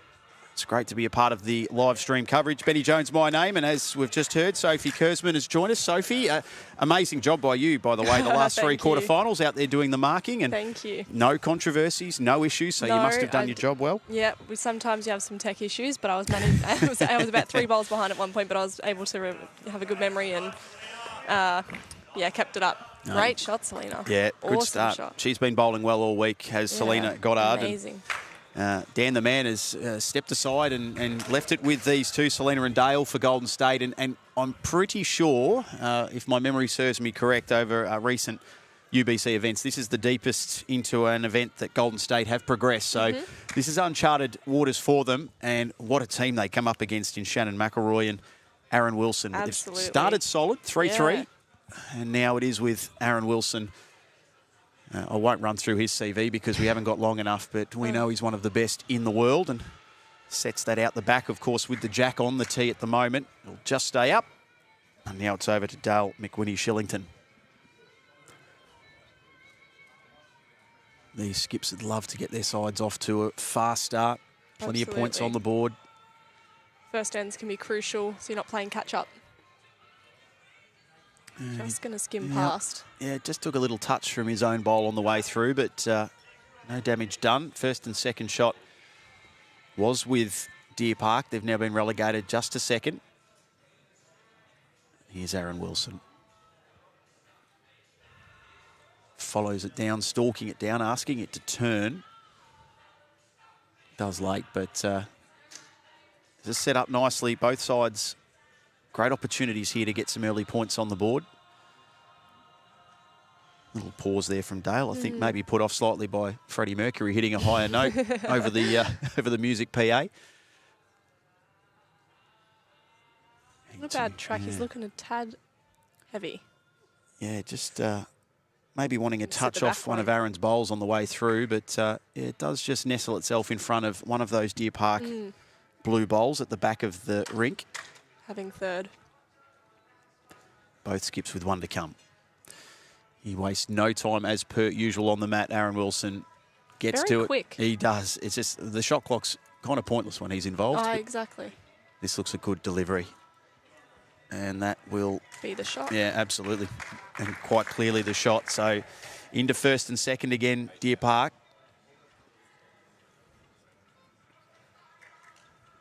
And Dale sprints back to the mat. Has to come up with something here just to maybe a little damage control. But Deer Park, chance for some big points on the board. Wanting it to hurry. Don't think it's going to get there. It's trying. And I don't think that will change the order of things. So that's a great start for Deer Park It definitely Club. is. 18-6 at the completion of that first end. Still a long way to go in this contest, thanks to Superloop and our friends at sportcentre.com.au. And at the back of the screen there, you can see that's what they're playing for. Event 2, that beautiful trophy, which managed to survive Event 1, which we're thrilled with.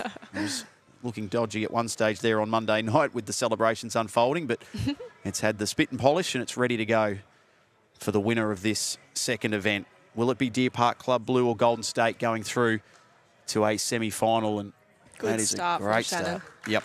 Just shy of a toucher. Yeah, he's been bowling well. They've all been bowling well, these four, through the week, but yeah, Shannon in particular. New addition to the Deer Park franchise. Definitely. I think he's slotted in well, especially with the extra team. And here's Selena Goddard for Golden State. She's not far away. Good start by both of the leads there. Yeah, good bowling. So just recapping, if you're joining the stream for the first time and want to know who else has progressed deep into this event, well, two semi-finalists, Whittlesea Eagles and the Dandenong Club. They will be the first to square off a little bit later on this evening. And just a few moments ago, Paelba Phoenix at the expense of the home side, Warilla Gorillas. Beautiful from Shannon What a McElroy. correction. It's very hard to correct just that, you know, when you're only 2 inches short, to be able to play a correction like that is incredible. And that's the class of these bowlers too, Sophie. You know, you say correction. I know that's absolutely spot on. I look at that and I just see two incredible bowls. Yeah, I don't know what he's definitely. correcting, to be honest, but Not much to that's why I said not much to correct. Yeah. So when you can, you're incredible. so what can Selena Goddard respond with?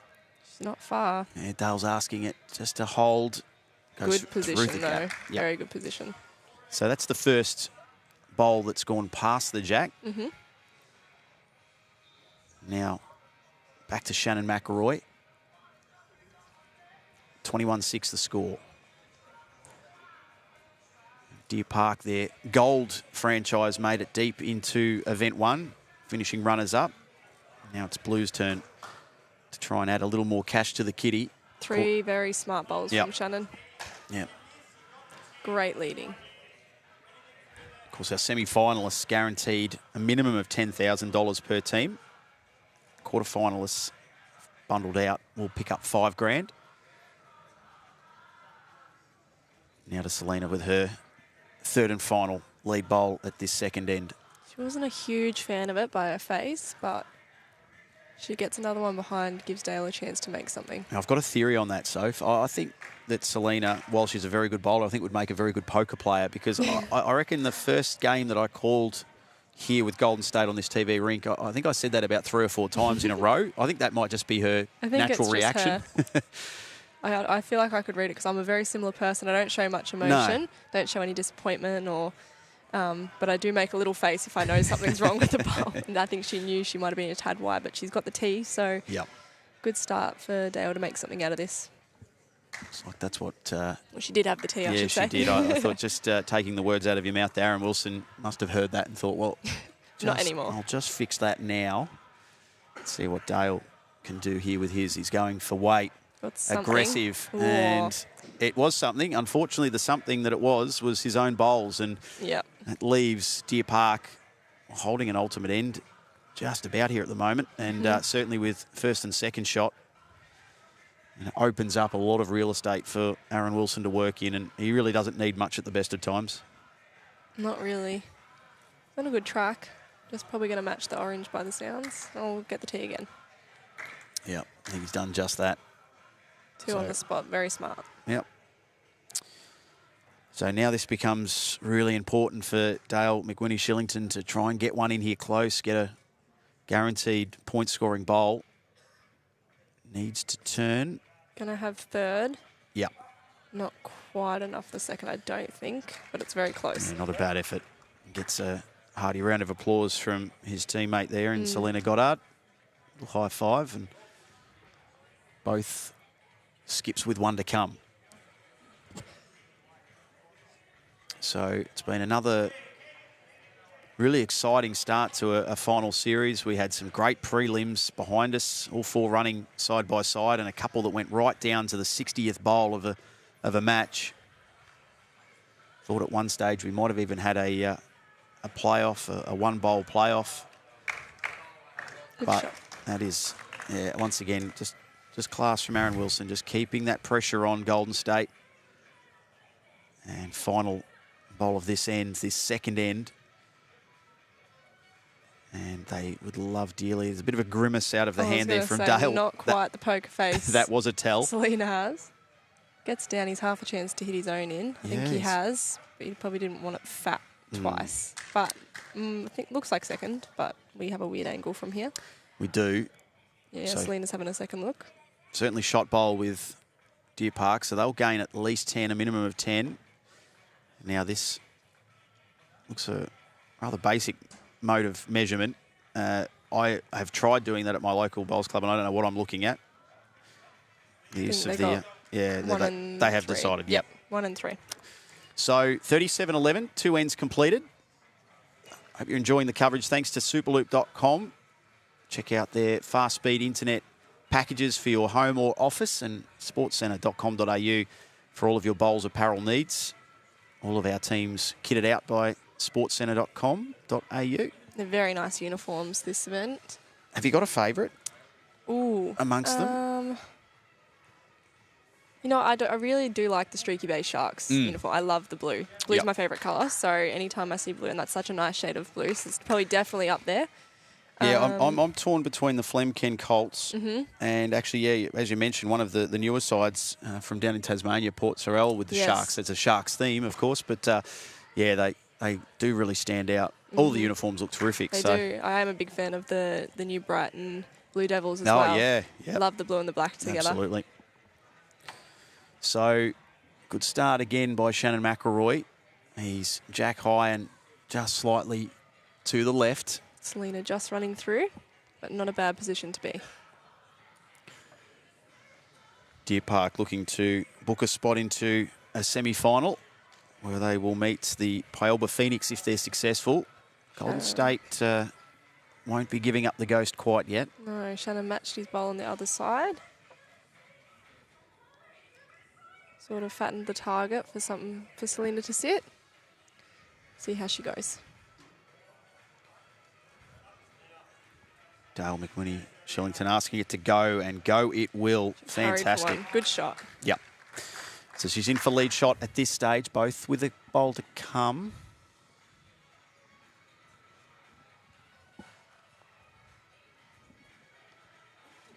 So now to Shannon McElroy. Not far. It's working. Tell you it's what, working. he's played a super effort Yeah. here. Yeah. Wow. Great shot.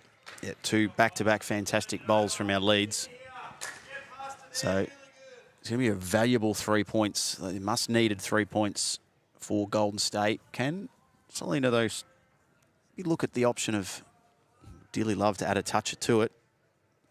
Turn 3 into 6, and all of a sudden the deficit not quite as severe. Yeah, it's not a bad effort. Gave it an almighty run. Golden State pulled the 3 points on the crossover. Always handy, those 3 points. Yep. So 37-14, and we are right at the halfway point of this match. Now to the skips and Aaron Wilson for Deer Park to get us going. Not far away. Yeah, it's tracking well, isn't it? We'll take... Wow. Great effort. Yeah, touches off both of Shannon McElroy's front bowls and just rolls through. Yeah, sort of spreads those blue up for a bit more of something to catch. So probably not a bad shot. Dan Lemez there in the background. Dan the man watching on closely. I'm sure he'd love to be out there, but of course in this format, 3 per team, 1 has to miss.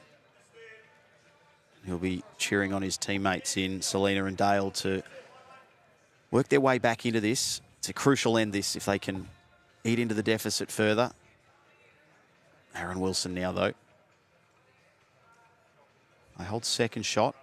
This, if it's got the legs, which it looks like it does, it's just Great strolling past. It was a brilliant bowl. Enough for third.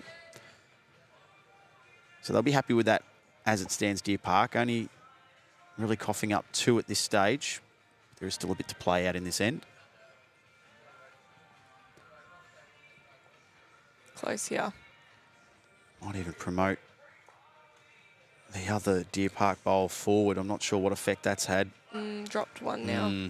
Yep. Probably wanted at least 2 rolls out of it.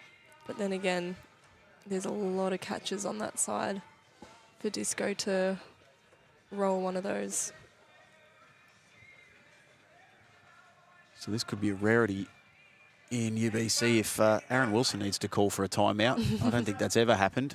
No, Mind you, with 6 seconds on the clock, he's still got plenty of time to probably deliver 3 or 4 bowls. I would agree. So here he goes with his final bowl of this third end. Not far away. Well, he might promote.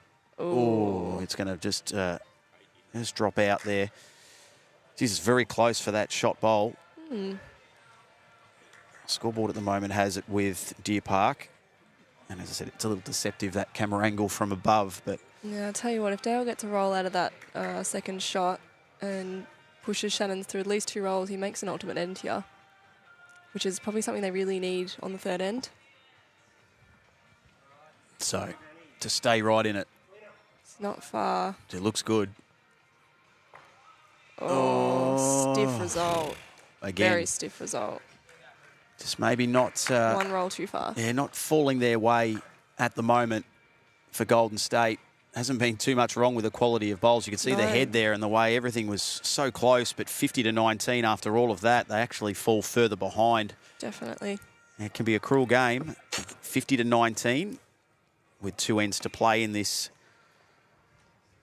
What is going to be, I think, a really good precursor to some amazing semi-finals. We've had 3 great quarterfinals thus far. Pretty much all gone the distance. But Deer Park, they can put this to bed with a really strong end. Starter here. Yeah. So consistent. Great shot. Yeah, very nearly takes a little touch on the way through, but yeah, it's a brilliant first bowl. Just again, heaps the pressure back onto Golden State and Selena Goddard. So 31 the margin. They simply must win this end, Golden State, to stay in the contest.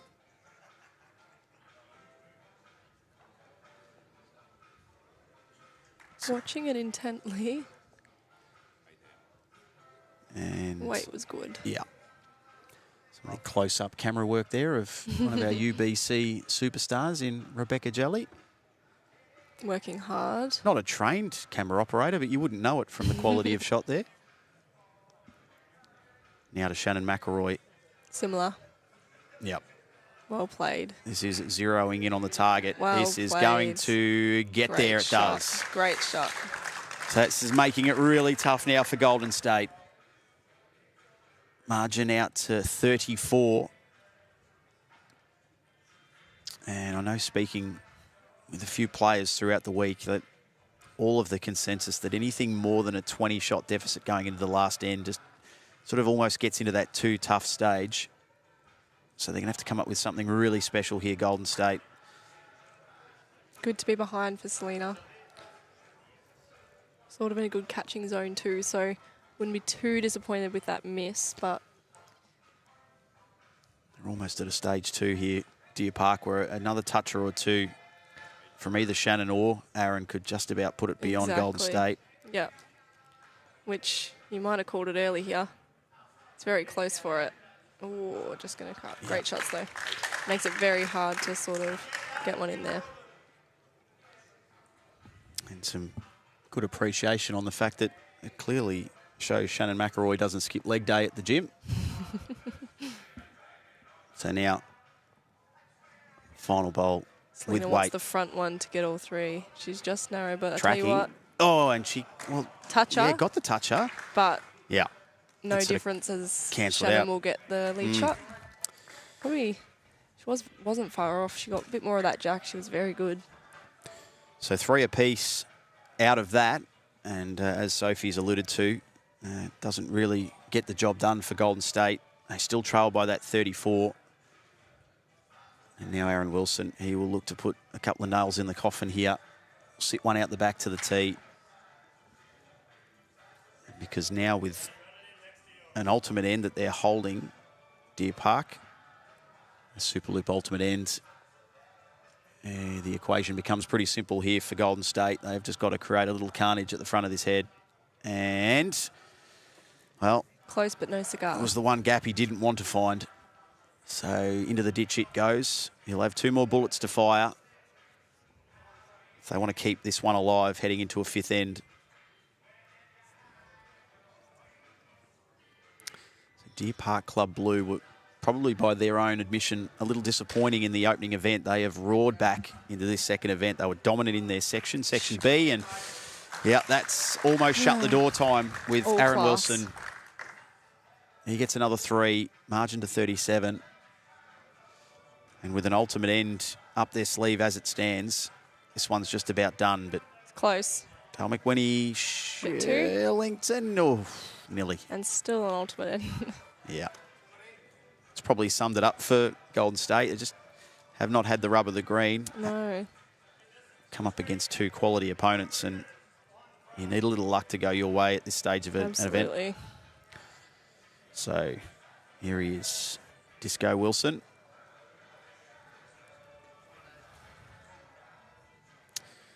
$37 the margin. Good home. And Split the orange. yeah, so this is sort of miracle type territory required now, Golden State. We know that the max that any team can score in a given end is 39. Well, I think the margin could well be beyond that as we head to this. Timeout has been called by Golden State. Perhaps just trying to buy an extra 30 seconds to await some form of a miracle to arrive. But yeah, I think it's going to be tough now as Dale with weight delivers, drives, will clear the front, clears the jack. And 2 down. Yeah. Not sure it's going to make any difference in the end. So let's see if that jack has stayed in the field of play. I think the players are pretty content and happy that it's not going to make any difference. So a shake of the hands it is. And well done to Deer Park Club Blue. They go to a semi-final clash with the Pialba Phoenix. And also worth noting, well done to Golden State as well, Sophie, Definitely. because as I said, that's the furthest they've come into an event, gives them something to build on for event 3. Absolutely. Still a couple more days to go, so a little bit of confidence. And what that tells us now is we have 4 teams left in the hunt for that $32,000 check. We have the Whittlesea Eagles to take on Dandenong Club. That is our first semi-final. Play getting underway there at around 5 to 7. So we will be taking a shortish break now so that we can obviously get everything set up. We've got the crew from KO Sports joining us as well. We look forward to that. And following that first semi-final, it will be the Pialba Phoenix to take on our winners of quarterfinal number 4, Deer Park Club Blue. And that is all going to unfold in the next hour or so. An opportunity for some big cash. And, of course, that beautiful trophy. Event 2, UBC 2023 here at Warilla. Sophie, thank you for your time on the mic. No worries at all. Any more duties for you to come this afternoon? I think I'm back on the tablet out on the green. So I'll soon see. It'll either be myself or Beck that's currently on. So I'll be around. Either way, we're in great hands. Around. Thanks for your time here on the comms. No worries at all. We'll take a very short break. We will be back with plenty more here from Warilla. It's semi-finals time. And hope you'll be back with us in around 45 minutes for all the action. Hey, you ever feel like someone's watching you? Why would anyone want to watch us laying subsea fibre optic cables dumped out our internet?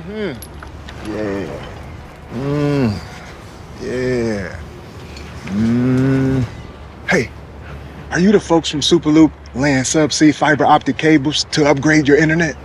Yeah, we are. Awesome. Refresh your internet. Superloop.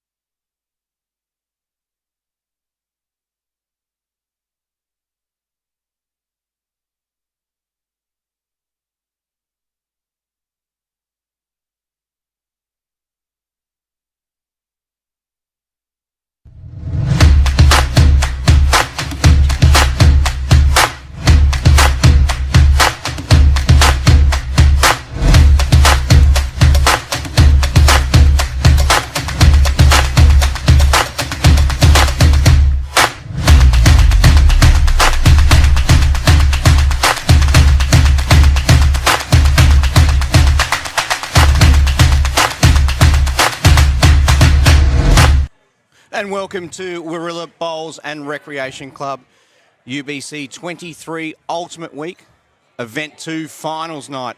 26 teams started in their journey for the $32,000 winner's check, down to just 4, playing off for a little bit of the prize purse of the $280,000 on offer. In case we're down to just 4 teams, the semi-finals, Whittlesea, Dandenong first up, and then obviously we've got Pialba up against Deer Park. 4 great teams who have made their way through sectional play, preliminary final, quarterfinals, now the action for the semi-finals. Obviously, Whittlesea and Dandenong, 2 quality teams. We've seen Lee Schrainer and Gary Kelly in fine touch tonight. So who's going to win? Well, it's quite interesting. We've had a little bit of a low patch for Dandenong Club. The start off, the initial years of the UBC, Dandenong were one of the clubs to beat. I think tactics might have changed for other teams, and they've sort of caught up and almost, in a way, overtaken Dandenong. But they're back here. Gary Kelly back on his home surface. You've got Barry Lester, who put in all the performances throughout sectional play, and also Sean Ingham, who we've seen in the past with Exodus, and just what he provides to the team is outstanding.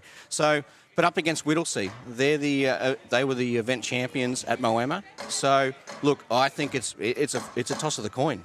Oh, I totally agree. Blake Narn was in fine form too in the previous game, so it's anyone's game, but let's bring on the action. Yeah, the players are ready, so let's get them out. And here are your teams. 3 players in each UBC side, but it's a pairs lineup. So Blake Nan, Lee Schrainer, Nick McIntyre. Who will we see? Will we see Blake Nan and Lee Schrainer like we've seen so many times before in the big occasions? And that's who we see. Blake Nan, Lee Schrainer. They did it all in their prelim. Last bowl. Dandenong Club. As we said, Bazin, Gaz, Gary Kelly, Barry Lester, and Sean Ingham.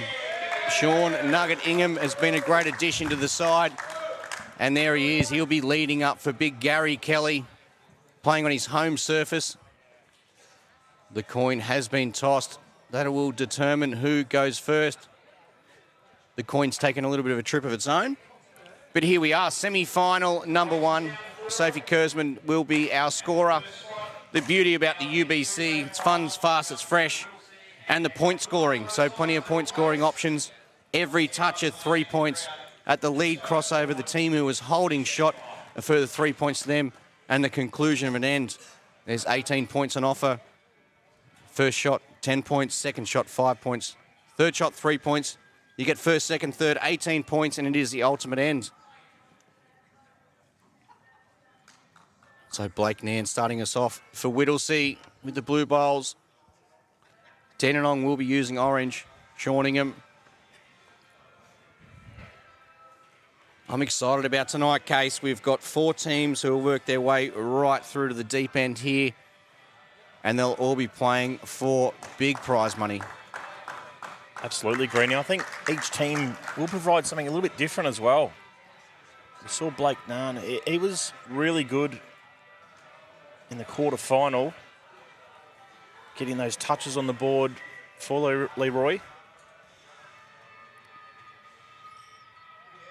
Really good correction here. Gets back to the bowl. Will he get to the jack? No, but a very handy second shot there.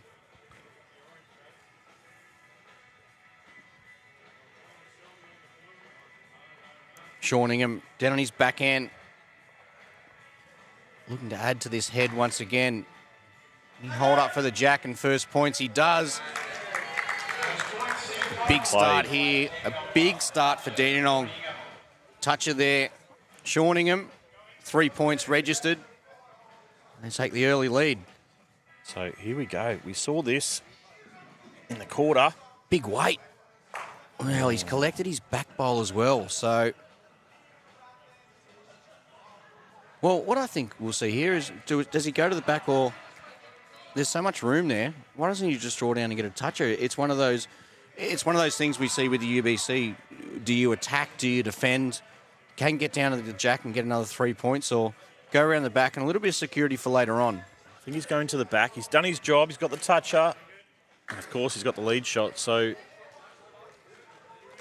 that's a great start from Sean Ingham.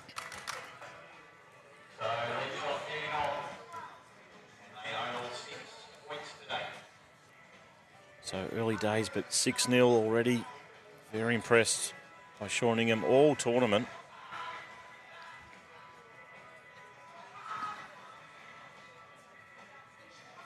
Just having a quick chat to Leroy during the break, and he's starting to feel the pinch a little bit. He's played about 20 days in a row, so it's a lot of bowls. Can he pull out another big one tonight? Yeah, the journeyman. He's going the distance, that's for sure.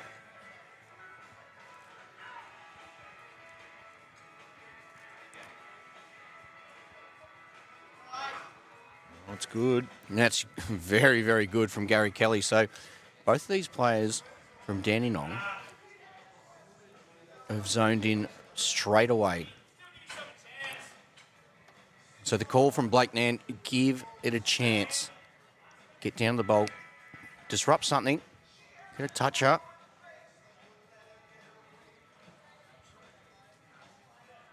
Lee Schreiner on his backhand.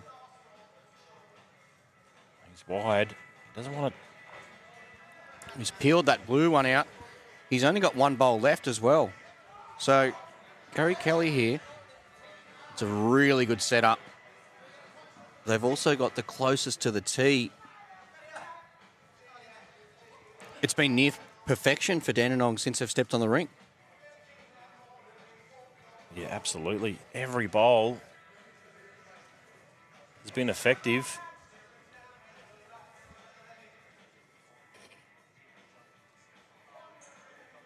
So, massive start here for Dandenong. Yeah, under the pump straight away. So the big thing here is they're going to try and squeeze the jack. So if he is a bowl and a half wide or a bowl and a half tight, there will be nothing. And that's what we see there. So 6-0 for Dandenong. First, second and third.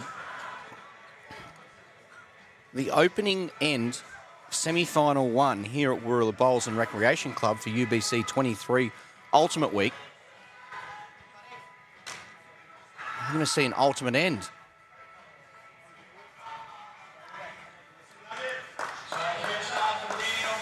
Started off. Dandenong near perfection there, and the result, a Superloop ultimate end. The scoreboard, as we've seen so many times in the past with this Dandenong franchise, is big points early on. 24-0. Whittlesea yet to register a point. Yeah, massive start there for the Melbourne team. Dandenong club. Well, it looks like a big scoreline. There's plenty of time left in this game. Lots of points up for grabs. So look for Blake Nahn to hone in on this jack. He's the one that needs to put the pressure on. That's exactly what he's done, Greenie. And first points for Whittlesea, courtesy Blake Nahn toucher there.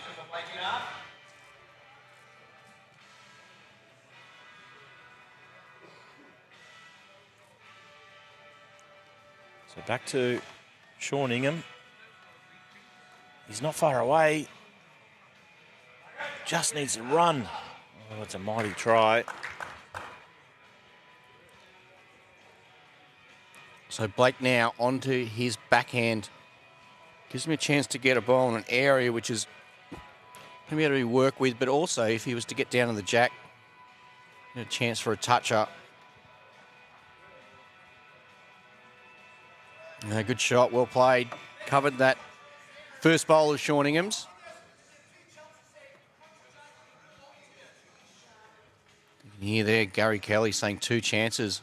You can get to the jack or you can get the bowl onto the jack.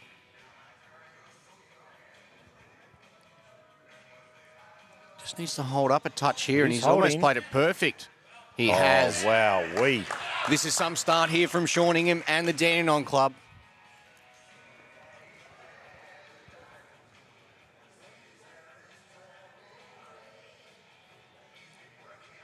Blake's already provided the first points for Whittlesea.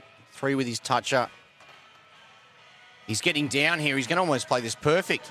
Toucher to his own. Oh, well played, A Blake. 6-point bowl. A 6-point bowl there. 3 for the toucher, 3 for the lead. A crossover. Vital points early on here for Whittlesea. 24-9 the score, 15 points the margin. Great work there from Blake. 2 touches on that end and the lead shot. Securing them that first 9 points. Back to 15, the margin.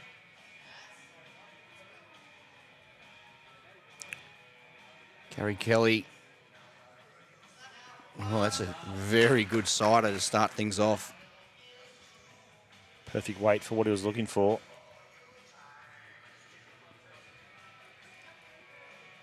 They're on song here, Dandenong. It's going to take something special. But we have seen that before from Whittlesea.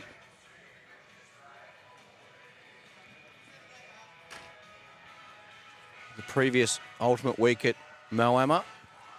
Late last year, Event 3 champions, Whittlesea Eagles. Kelly playing more weight here. Is he going to hold? hold? He's unlucky. He's got the wrong side of the bowl.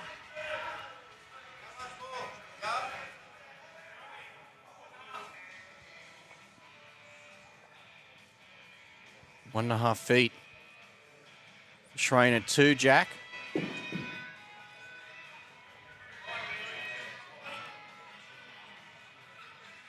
It's pretty close here. That's a good shot.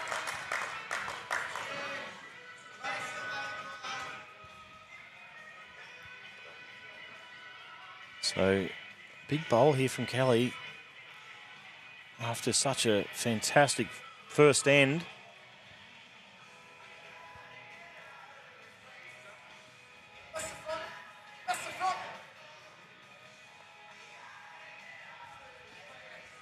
Okay, first and second for Whittlesea. Schreiner repeats the same as his last, and they'll have their own ultimate end and move into the lead. How quickly things can change. Looks like this has got a little bit more run on it. It does. So first and second to Whittlesea, third to Dandenong. Dandenong hold on to that slight lead. You see on screen 27-24.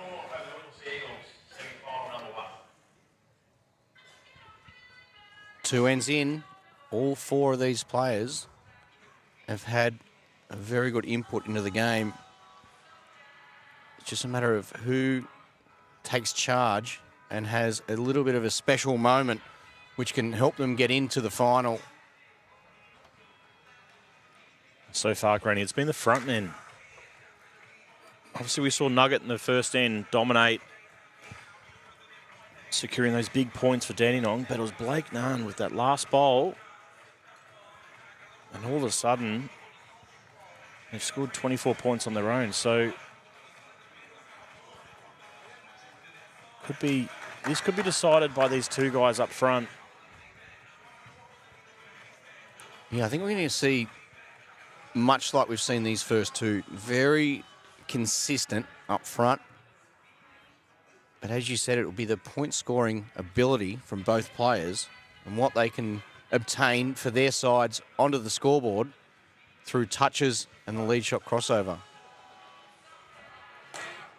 Well, here we go. Down. We just held past the jack, but it's a good shot. They've zoned in straight away. Absolutely.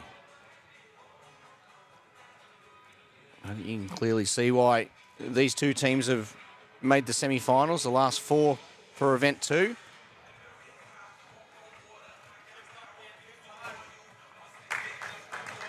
My side still brilliant weight control. So they're not wasting any bowls. It's in the UBC format. Anything short of the jack provides no value to the team. So look at these guys there. Playing great weight. Another good shot by Blake. Going to be first and second at the moment, but Sean Ingham doesn't have to change much here. He can repeat the dosage of Blake Noun last end if he can get down to the jack and get himself a toucher, but I think he's under the line and under the weight. Oh, he won't be happy with that. 3 points to Whittlesea at the halfway mark of semi-final number 1. It is 27 apiece. We speak of the $32,000 winners prize check for each event. Well, each event's runners-up also get $20,000, and these 4 teams in the semi-finals are already guaranteed $10,000 each. The teams defeated in the quarterfinals, $5,000. The Golden Touch, the Sports Centre Golden Touch, which we'll be awarding at the presentation, awarded to the player who received the most amount of touches during sectional play, will be receiving a nice little gold medallion, but also $500. So we see weight here from Gary Keller on his forehand. Doesn't want to remove their own. He gets the jack, though. So he gets the jack, 3 points there. Dandenong back into the lead and a little bit more room. However, the first 3 bowls closest to that jack all belong to the Whittlesea Eagles.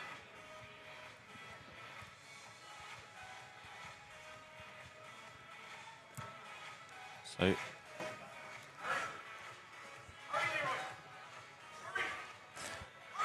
Trainer, that's exactly what they needed.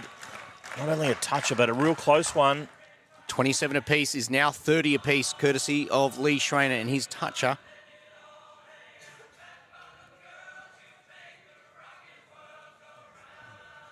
Gaz let that go, and you can see he feels he's a touch wide. If he can get down the... Well, he does. He goes through the gap.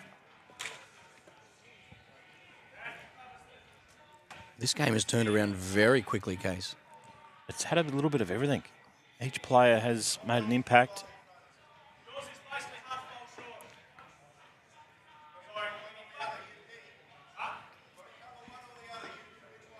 So the shot clock just going down to 12:11. Still plenty of time.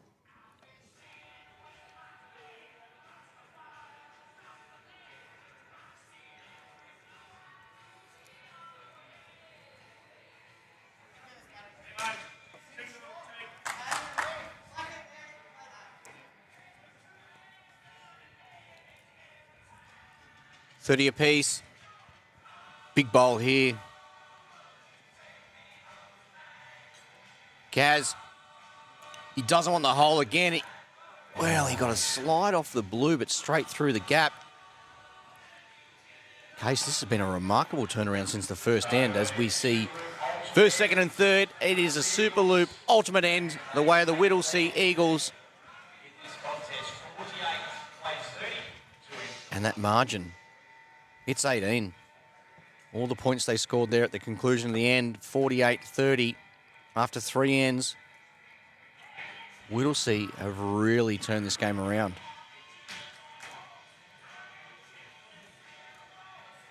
Yeah, 2 ends in a row, they've scored 24 points, Whittlesea.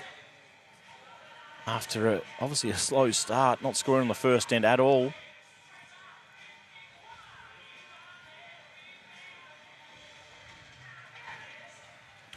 Okay, so they've gone, since the first end, the score is 48-6.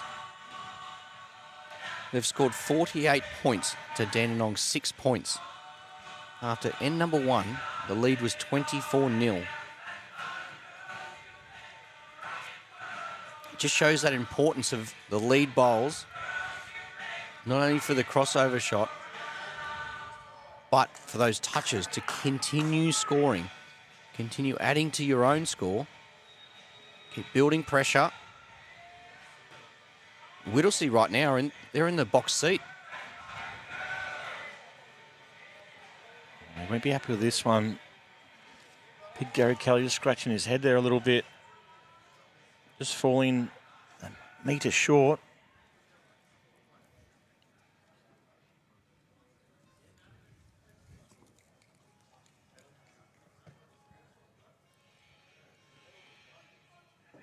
You've done well again here, Blake. Can he get to his own? Oh, he's made that better.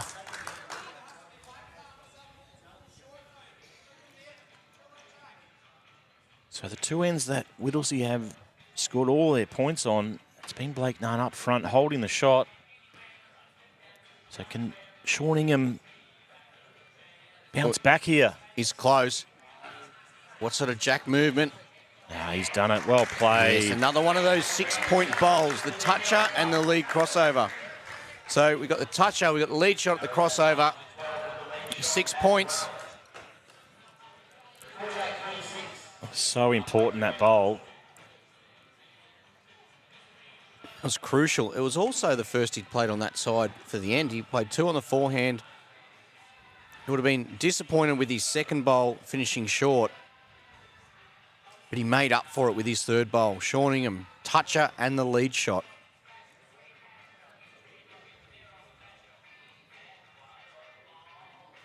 So Lee Schreiner just heading under. Just looking for the trail to sit the orange bowl.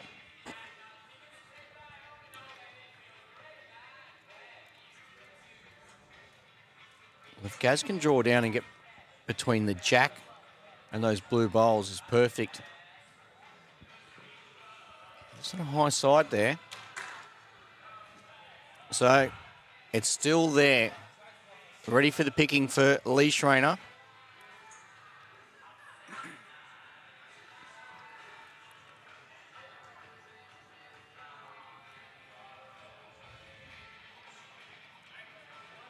Well, his Still needs to hold. Looks very similar to his first. You'll see that head right there, almost the same bowl.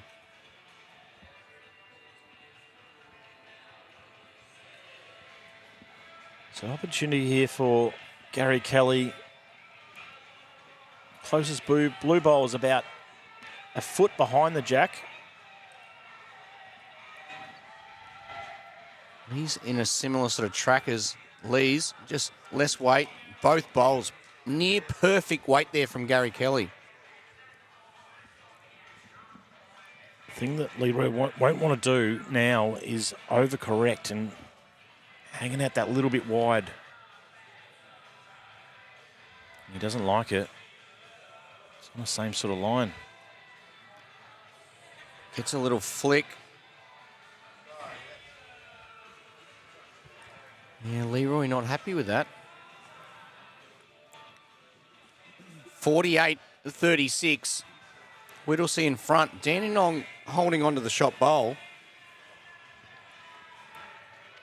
And last bowl here from Gary Kelly. He'd love to grab second or third shot. It's a big difference if he does.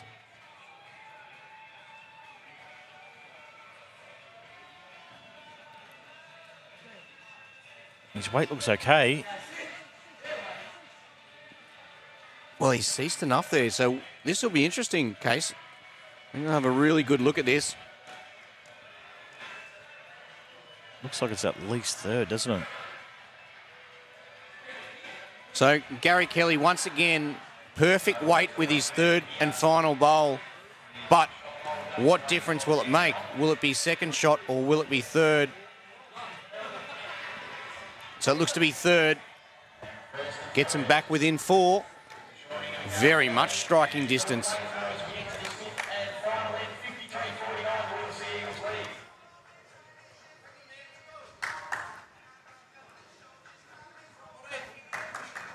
Fifth and final end, semi-final number 1. Whittlesey with a slender lead, just 4 points. Sean Ingham, he can eradicate 75% of that difference with a toucher here. No toucher, but yeah, once again, a very solid start.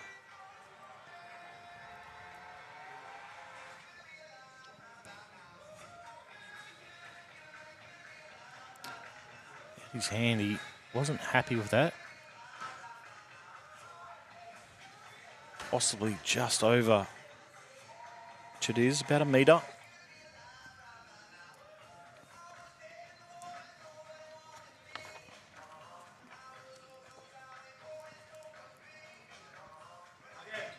So Nugget will be, his line was good. Just needs to hold.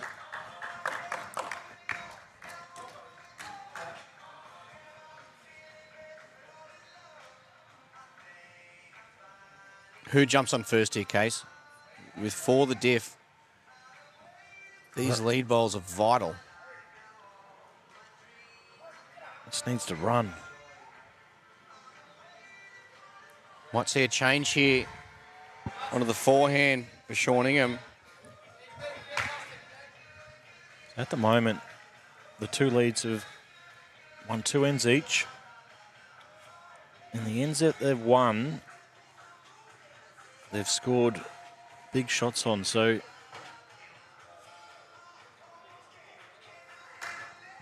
I'm looking for whoever crosses over shot in this game. On this end, there could be enough to get their team over the line here. Blake could be looking for about 18 inches of weight.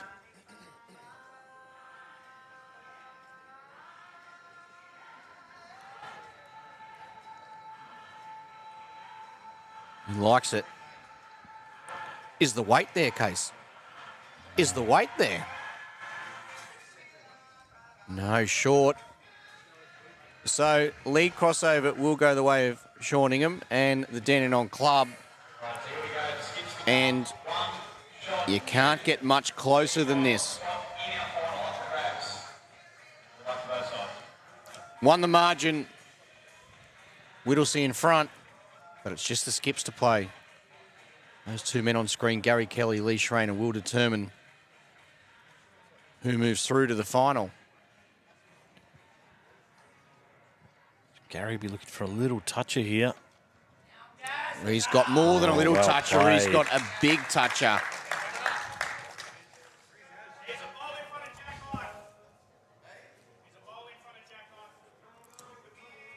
And that gives Dandenong the lead, so that was a bit of brilliance there from Kelly.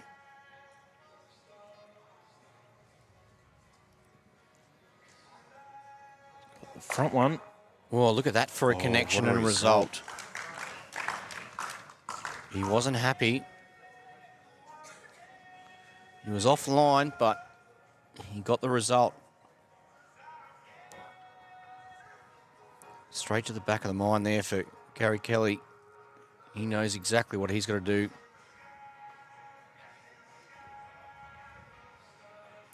What sort of Turns late there.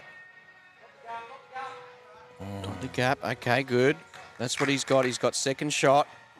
They lead by 2. So Leroy's sticking to his favourite hand, favourite side of the green. Touch wide of this side.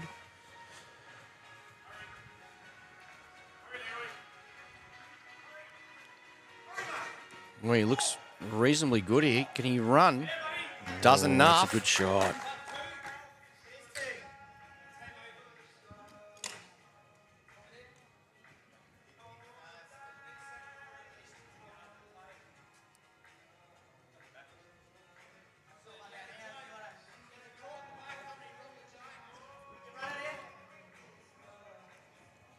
So he's got to decide draw on the backhand or run it in. He's called the timeout. So he will have an extra 30 seconds here to decide.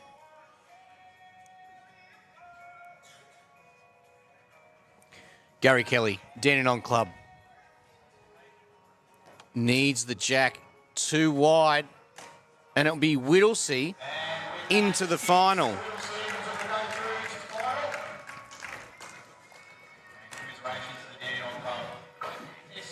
After such a strong start, the Dandenong Club, Whittlesey have come over the top there and make it through to another final following their efforts at Moama in late last year in Event 3. It's, well, Case, it was quite an impressive fight there from Whittlesea, and we've seen it all tournament long. It was a battle of the leads in that match.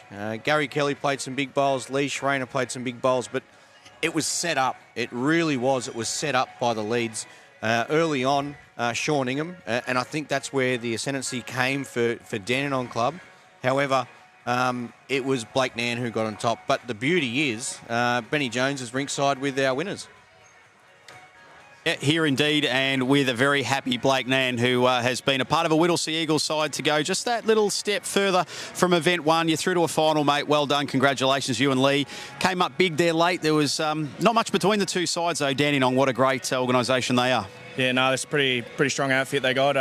We were a bit fortunate to get over the line, but the 3 L's of bowls is line, length and luck, and we had a shitload of the third one. And now, as far as the start, I mean, they flew out of the blocks, I think 24 zip after that first end, but then you guys yourself responded 48-6 over the next 2. It just goes to show only 5 ends, but momentum, when you can get it, you've got to hold on to it. The touches and the lead crossover is pretty vital, and yeah, we managed to scrape the next 2 ends, which brought us back to even and gave us a chance. Pyalba and Deer Park, you get to sit back now and watch them go at it in a semi-final. I'm sure you haven't got a preference on who you'd rather play, but either way, you're going to have a pretty good opponent to come up against for 32 grand. Yeah, hell yeah. They're all strong players here, man. Good on you, Blakey. Blake Nan there from the Whittlesea Eagles. They're through to the Event 2 UBC final, and we've got a big second semi-final coming up for you shortly. Back to you, boys. Thanks very much, Benny. Look, Blake's clearly excited there, but as you should be, making way through to the final, especially a hard-fought semi-final. That people say, okay, it's only 5 ends, but you got to fight super hard for it. You got to put the bowls down, but also mentally think. There was occasions there where he was calling shots because he knew the scoreboard and the scoreboard pressure, but they're in the final and they've got a chance. So they've secured themselves already, guaranteed 20,000, 32,000 for the winners. And it's all up to the next 2 teams, Pyalba and Deer Park, to see who makes their way through the final, what energy they spend, what efforts they have to go to. And Case, obviously, we know Deer Park, very close to your heart. Pyalba Phoenix, it's great to see them in the semi-final for the first time. But let's not make us wait. Let's get the players out there. How's that sound? We'll get the players out shortly? What do you think? Or they're going to wait a little bit for us? No, well, obviously, Pyalba, they were outstanding all the way through. And they'll go in as underdogs again, no doubt. But international experience will go a long way to winning this game. We saw Shannon McElroy earlier on tonight. He was absolutely brilliant. So hopefully it's a good game and Deer Park over the line. Yeah, well, you touched on the 2 internationals, and I think that's a big thing. Whether that experience will get them over the line. The 2 internationals in Shannon McElroy and Aaron Wilson up against Mark Armstrong and Nick Gosley, and that's just what we think about anyway. That's the lineups we think, purely based on their quarterfinal efforts and some in the prelim. But let's let the spectators and all the people at home see exactly who's lining up for these 2 teams.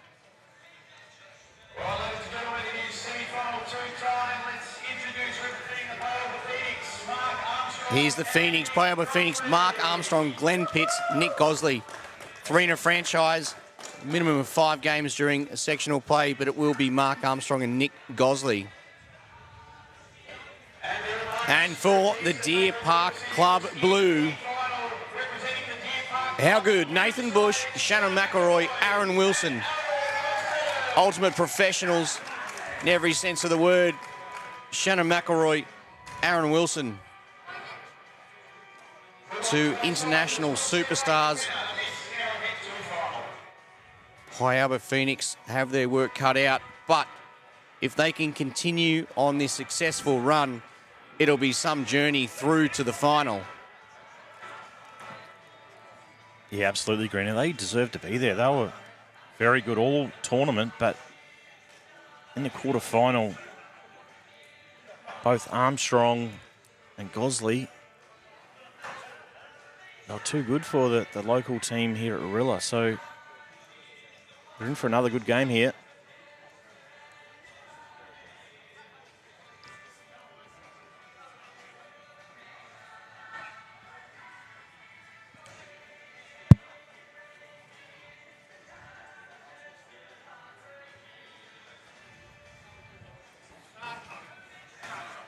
Will this be another game dictated by the Leeds Case?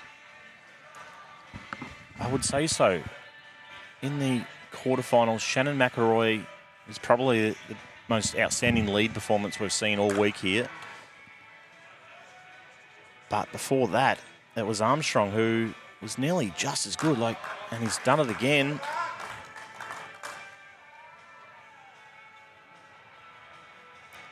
So I think you're right. Whoever gets on top in this battle up front, I think their team will get over the line here.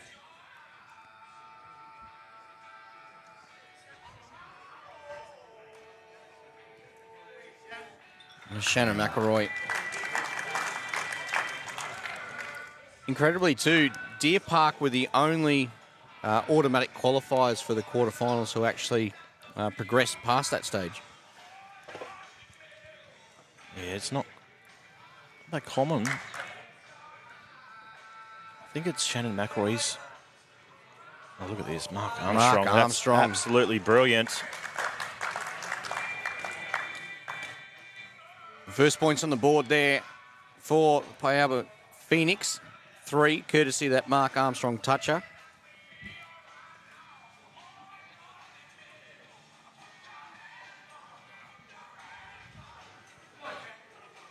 So Shannon's close.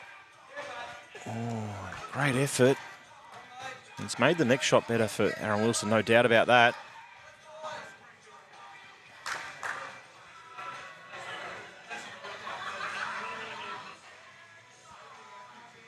So yet again, Armstrong, bit of a quiet achiever, team owner of this Phoenix team. He's nailed his line again. He's very close. Works off the orange. Another toucher. Perfect bowling. Another toucher. We talked about the records of Shannon and Aaron. World class. But this first end from Mark Armstrong, no doubt about it. He's up for the challenge. 9-0 already, the Phoenix.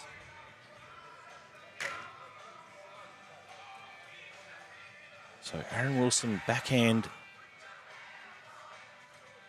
Looks to be under the line. Can he get rid of that? So he gets rid of that, so that's not all bad. He's got a clear sight now of those 3 blue bowls. And dare say it, Case, I think you'll be able to see them and his eyes might be lighting up from the mat end. That's a call. Get them both.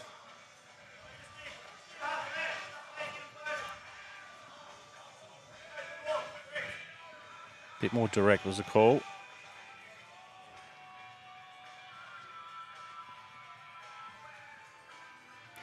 Is he chewing down here enough? He'll get this cannon at the front. What will it do? Oh, just not enough. So still first and second guaranteed here for the Phoenix. What do you want to play bigger weight through that? I think connection on that front bowl with bigger weight would have had that jack popping out the side too.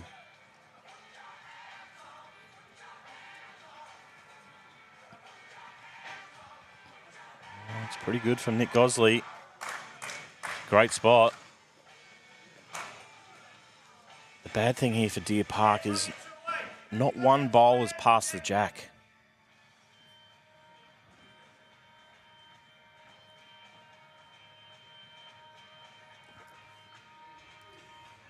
Willing it to move. What sort of connection? Gets that and runs through. He's made the shot out of that. Yeah, it's probably the best result he could have asked for, really. Aaron Wilson gets connection on the front blue onto the shot bowl and then runs through himself. A really good setup here, though, for Nick. Can he capitalise? Semi-final number 2 and number 1. He's in the area. What connection does he get? Oh, he's got his blue bowl up over the jack. So let's have a look and see what the player's looking at now. Who has first? Orange bowl leaning up against the blue bowl, whether that's shot or second. So they might have to get some chocks out. No, I think they've made a decision. So We'll wait and see what that is. And it's first and third to Pialba. Second to Deer Park, 22-5. Almost a perfect end there from Pialba. Case you did mention on the fact too, there was limited options for Wilson with his last, purely due to the fact there was no bowls past the jack. Yeah, he probably did all he could, to be honest. And Nick Gosley just playing weight. He had plenty of chances. Probably a little bit offline, but he was in the area.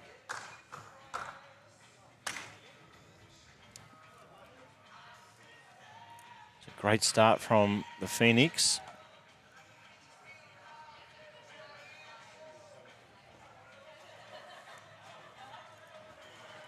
Look for McElroy to really zone in on this jack here. Been a really good touch all week. Well played, Shannon.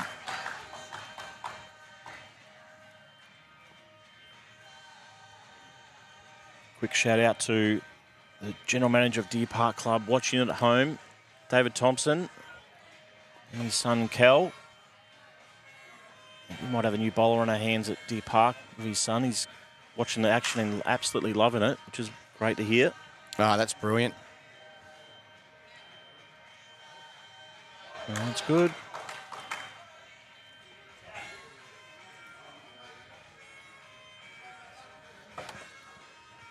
A confident draw down there. Shannon nailing his first one. 22-5. Third member of the squad, Nathan Bush. You can see screen side there up top left of you. Shot.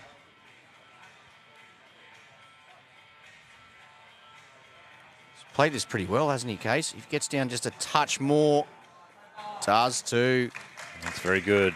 Setting things up very nicely here for Deer Park Club Blue. Opening stages of semi-final number 2 have been ultra impressive.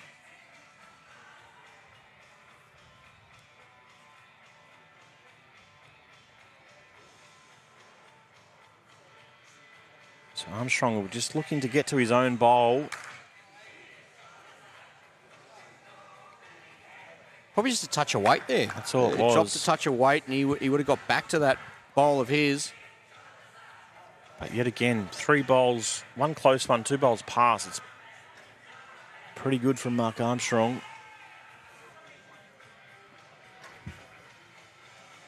Can McElroy get to the blue bowl? Can get in and turn the jack. He's close. He is very close. Shannon. Oh, Toucher. well played, McElroy. Another big bowl. Oh, this is exceptional here. Shannon McElroy, Deer Park Club. The Deer Park Club Blue. Deer Park having 2 franchises in the UBC. We saw the gold side in the finals of Event 1. Runners up.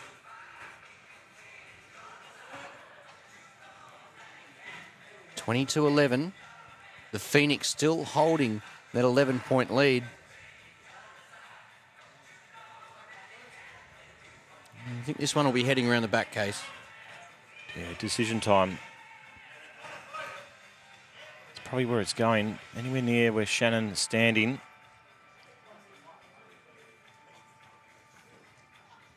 Wilson's still got 2 bowls to come after this. Very, very handy spot. Splits all the back bowls up, so he'll be happy with that. I think he's still tight, Greenie. He's under the line.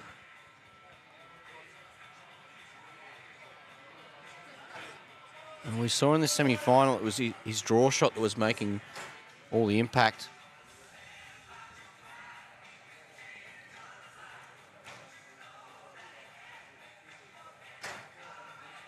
So Deer Park just, they don't want to go near this head at the moment. Don't want to build it up anymore. Phoenix have only got that 1 close one, so they don't want to remove that bowl. Well, he's following this one, Case. Clearly a better line, he thinks, but it's a touch high. He's removed the back bowl. Pretty handy setup here, though, for Deer Park Blue and Aaron Wilson. The jack's pretty much protected, so he can play that sort of weight where he can land that blue and hang around. Currently holding first and third. The Phoenix holding the second shot.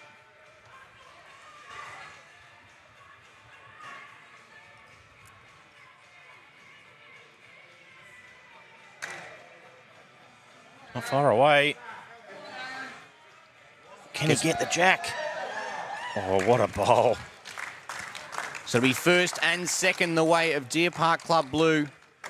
The third shot. Well, they're having a quick look. That's a measure. So a quick little measure here to see who has a third shot, but it'll be first and second. So there'll be 15 points heading the way of Deer Park Club Blue. The final 3 points for third shot. Is that heading the way of the Phoenix? Yes, it is. 26-25 after 2 ends. A 1 point in it.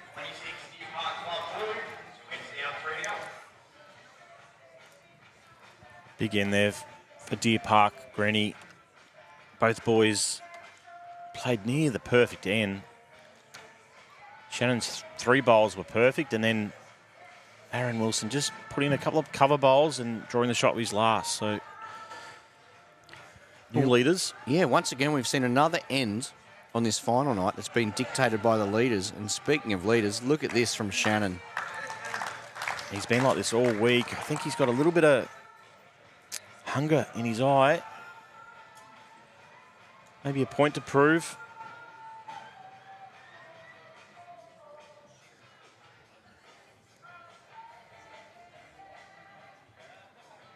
So Mark Armstrong really liked playing this commentary side of the green.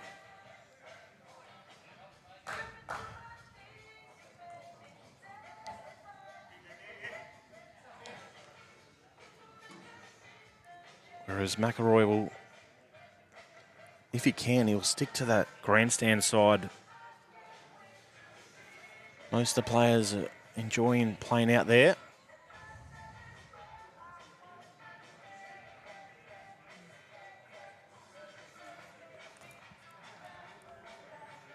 Doesn't want to get the outside half. He has. So that'll be currently Phoenix probably holding shot now. But what it does do, if Armstrong can't make a difference here, it's a really good setup for Shannon. And by having 2 bowls short of the jack, he will be looking to progress through the head there, land the blue, trail the jack himself. But that's all if Mark Armstrong misses.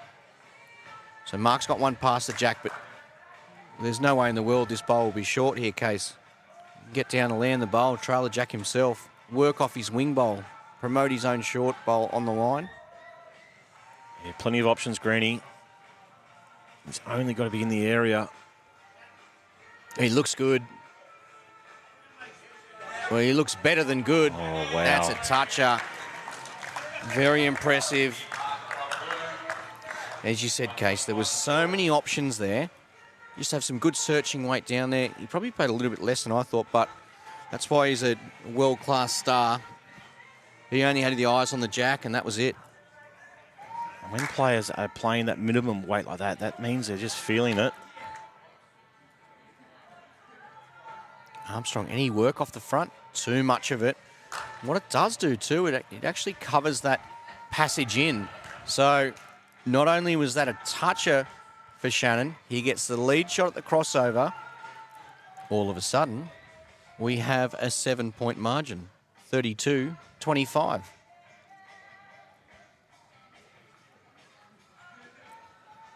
It's been on the back of Shannon McElroy. Just his ability to nail the jack. Gets past the front, which he will with this weight in the holding side. Aaron Wilson, probably a touch unlucky that he got Shannon's bowl onto the jack, but still looks very close with the top 2. What's Nick got here?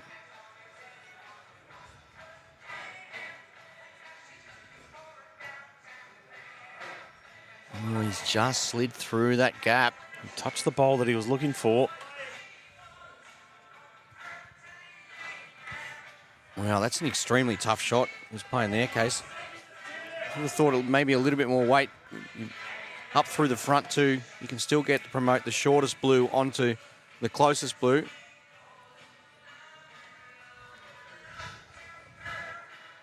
And what's Disco got here? Can he get that fat? He does. He gets it up and over. And I think now we will see more weight. Straight down the line there. See big weight here. Forehand drive. He's right up through it. What has he got? He's got good connection. Oh, wow. See the Ball's bowl there spun after the forward. connection. It's a great hit. Very solid hit. Well played there, Nick Gosley. The head was set up that way, but you still got to play it. You had to get through past the front ones, navigate those.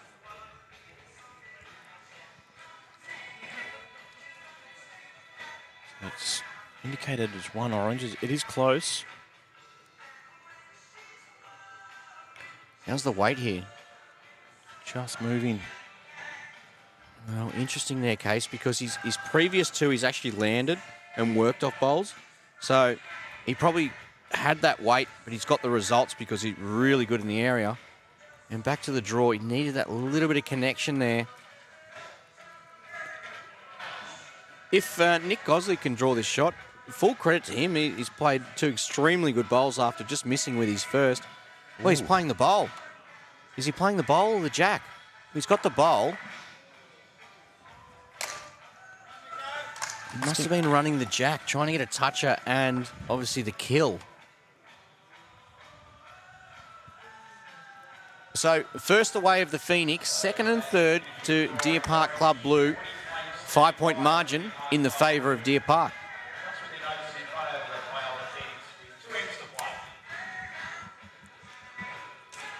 Just had two great semi-finals. Could have asked for much more. Only 5 points the difference. 2 ends to play.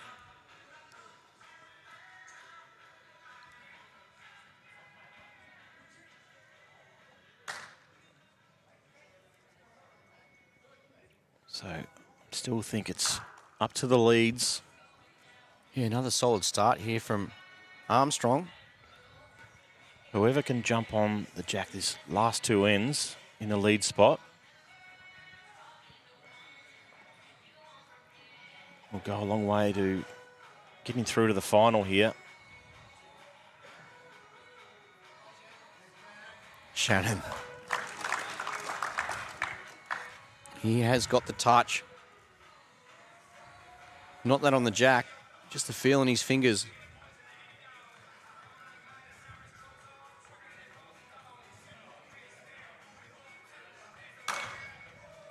Armstrong, can he get down to the jack here? Really good weight. Yes, he will. That'll be 3 points to the Phoenix.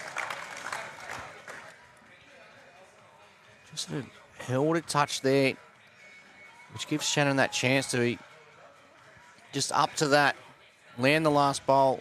Trailer jack can work off either of the two shelves there. And that's exactly what we're going to see here. Look at this. Shannon McElroy and a toucher. Brilliance. The boys are putting on a show.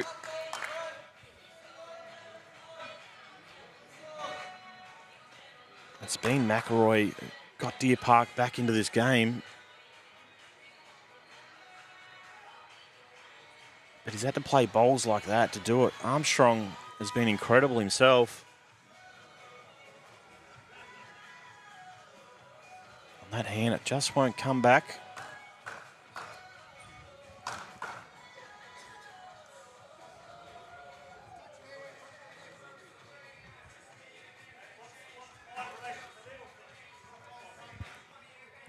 Good little chat there between Aaron and Shannon. See Shannon on his backhand now. And the option is he can still get another toucher there. That margin of 5. Halfway mark end of N4. There will be a further 3 points going in the direction of the lead crossover. But if he gets off this bowl, he gets to the jack. Oh, there Shannon you see McElroy. This is some form. He is on fire.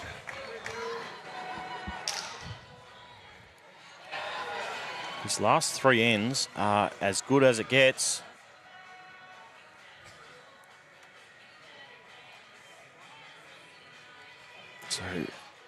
pressure back to Nick Gosley here.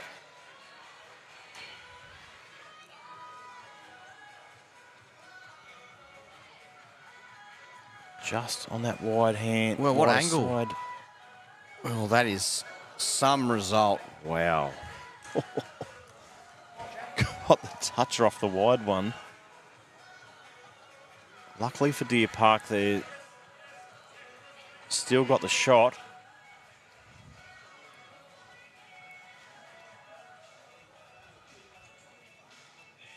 As Blake Nahn mentioned before, you do need a little bit of luck in this game, and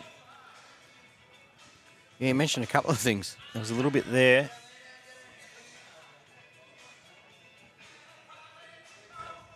I like that. That's a good shot there from Disco.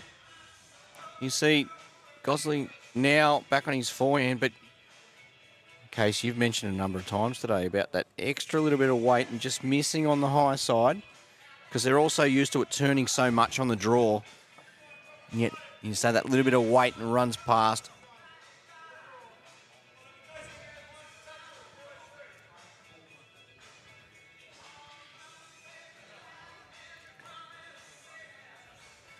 Aaron Wilson, Deer Park Blue. Well, very much the same as his last. So it's decision time now for Nick. Score indicates it's 2 orange, which from a camera view, it doesn't look like that, but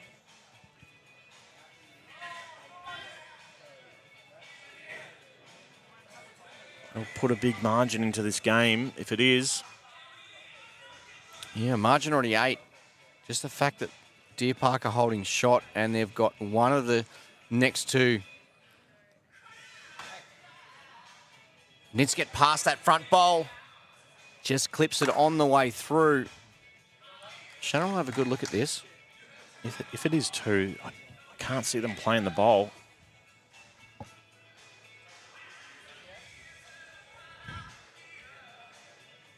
They're going to take the 2, mate. Yeah, no use practicing now because it's you've only got 6 ends to go after this, especially if you qualify for the final. Let him have a look.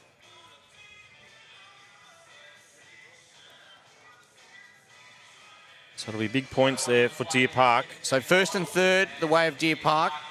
62 now, and the Phoenix 46.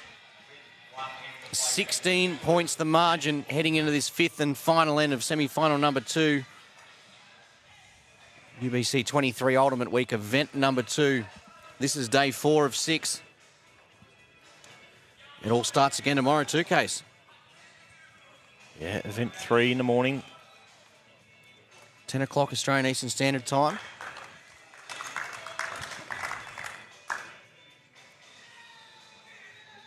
It's been a massive 4 days of action here at Warilla and 2 big days still to come. So these players are really putting on a show tonight. Well done, Mark Armstrong again.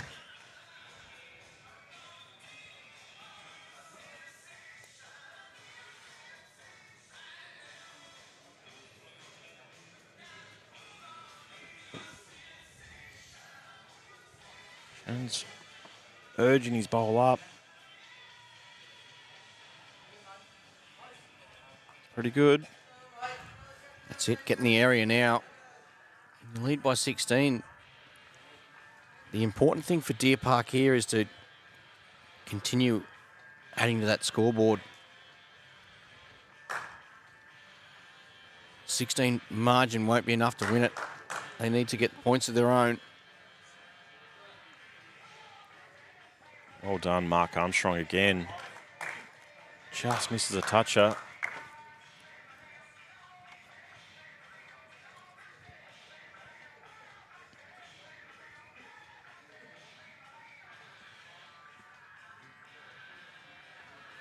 So Shannon, He's after this. Can he hold for the toucher? He gets the toucher. So that's what it's all about. Just turning that scoreboard over. Letting it tick over Further 3 points there. He's had 5 touches this game. Some effort. I reckon at least 3 of those have come with last bowls as well, Case. Yep.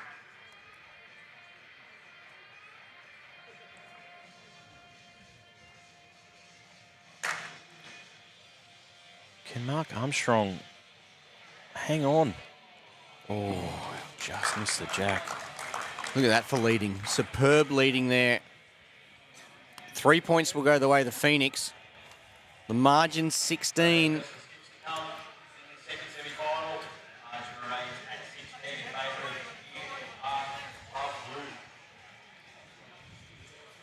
First and second the way of the Phoenix as it stands. Both these skips so. 3 bowls apiece. Disco, he's charging down the green. What's he got? Well, he's got 2 of them out. He has got 2 of the blue Phoenix bowls out of the head. Not only that, he has actually promoted one of the orange and run through himself, so he is near the tee. Well, Case, this is some setup here. That was a big bowl there from Aaron Wilson. He really changed the setup of the head. Big result. So now it'll require some big bowls here from Gosley. He'd love to make this one count.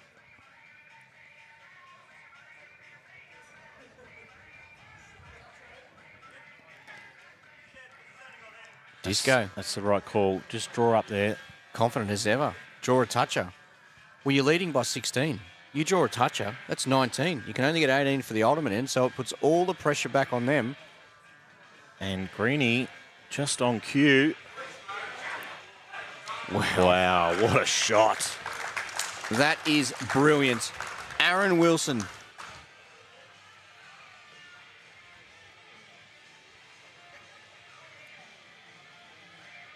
That was a massive bowl.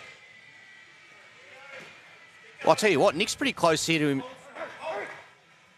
Oh, well played. What Nick. an effort that is.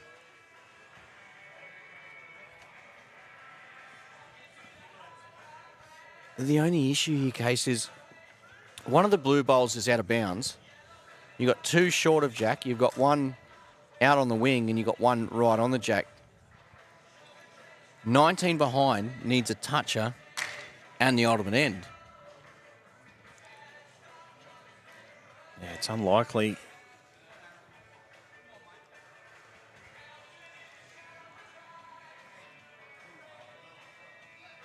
It's a pretty good spot. He'd be really happy with that. So somehow he needs to turn that orange bowl out and touch the jack as softly as you can. Well, I don't see it happening, Case, because to get enough movement on that orange, I think the connection with the jack would actually promote the jack down the line. You're going to have to try it. Nothing else on.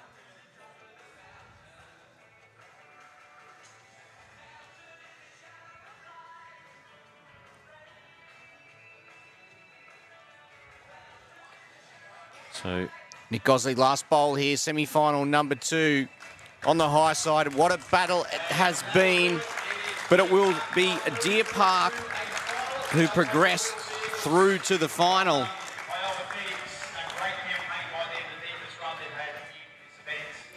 Deer Park Blue progress through to the final. Case, that was some sort of result there for Deer Park. I mean, you look at the international stars in the side, but it really shone through when you had Shannon leading up like that. And he's one of the most well-renowned singles players in the world, so it really did shine through his efforts with his first 3 bowls. absolutely. I just love the combination of McElroy and Wilson. They're good mates. They've obviously played many games against each other. But tonight, or Shannon McElroy, that was his show, and he was on fire. Well, it definitely was his show, and he is down there with Aaron Wilson and Benny Jones.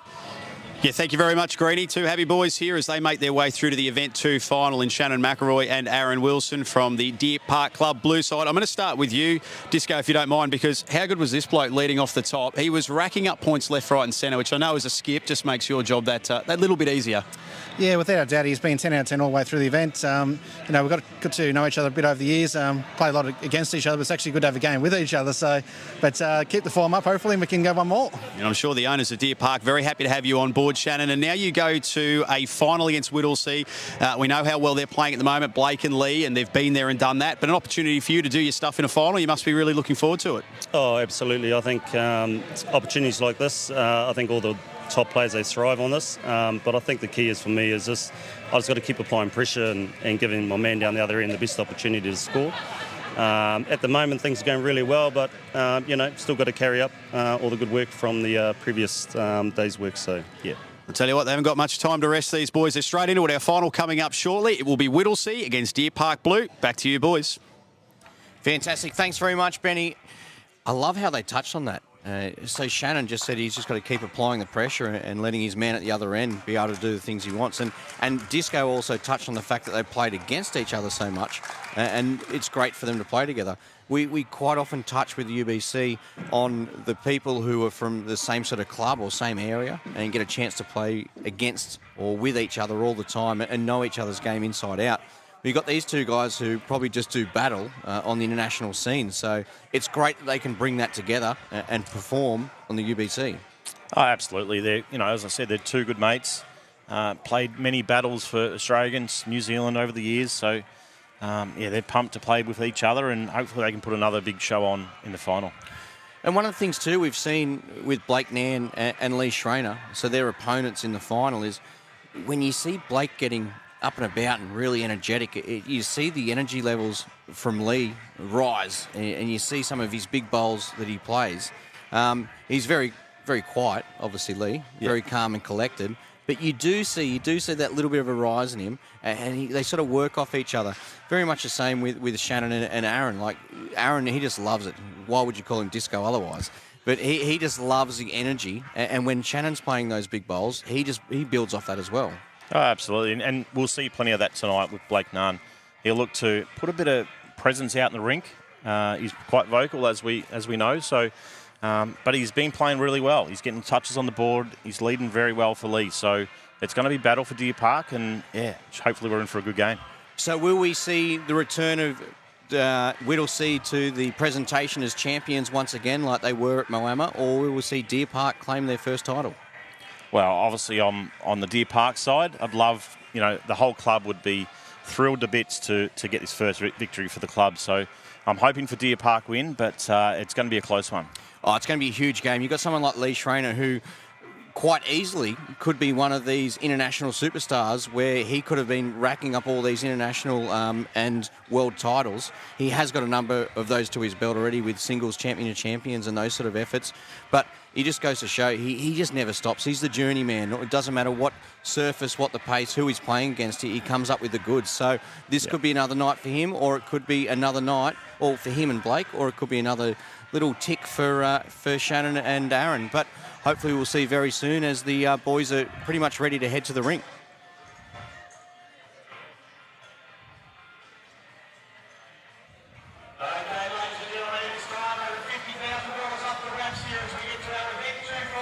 Here we go, Whittlesea Eagles, Blake Nairn, Lee Schreiner, Nick McIntyre.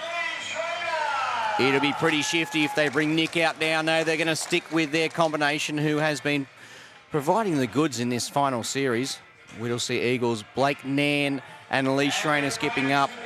And Deer Park Club Blue, we just saw what they've got to offer, and it is impressive. Nathan Bush, he provides goods from the sideline with Shannon McElroy and Aaron Wilson. They're back out here ready to go. 5 ends case, and then we will be crowning our Event 2 champion and the Sports Centre Golden Touch Award winner. Yeah, we're going to be in for a treat here. That last game was unbelievable from McElroy, but let's look for Wilson. He might put on a bit of a show.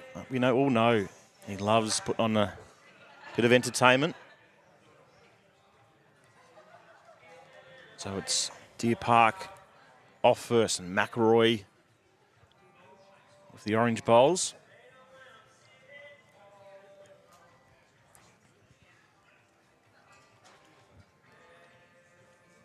Can he continue on his merry way?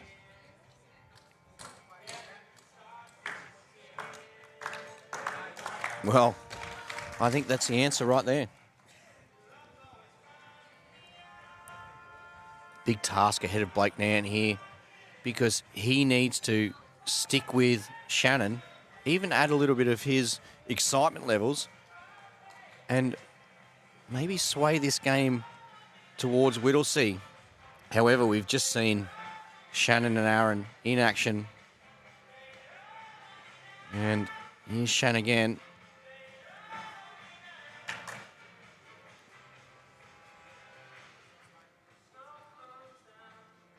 Flick that behind the very jack. good. It does. Just turning that orange one down.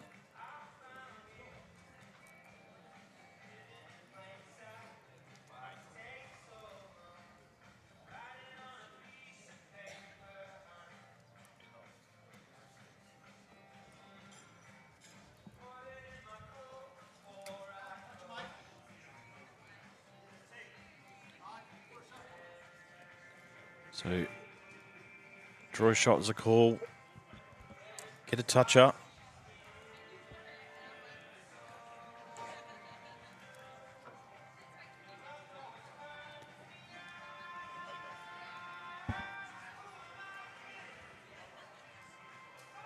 Well, huge start here from Shannon. That's what he was doing, putting his bowl right on the line, making it so hard for the opposition to get to the jack.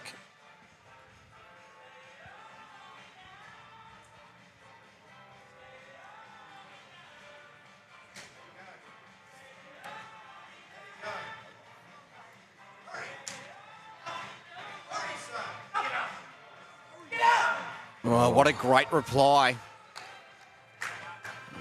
Just inches away from the jack, but it will be 3 points. The first team on the board here in Event 2 final is Deer Park Blue.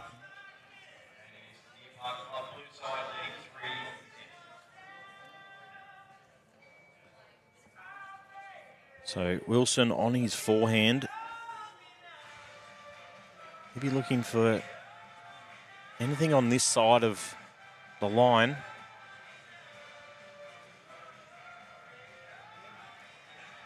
That's very good. He'd be happy with that.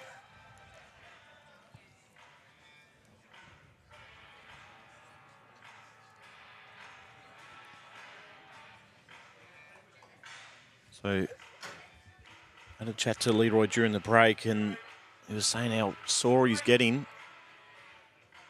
Oh, wow. What an Great effort. start.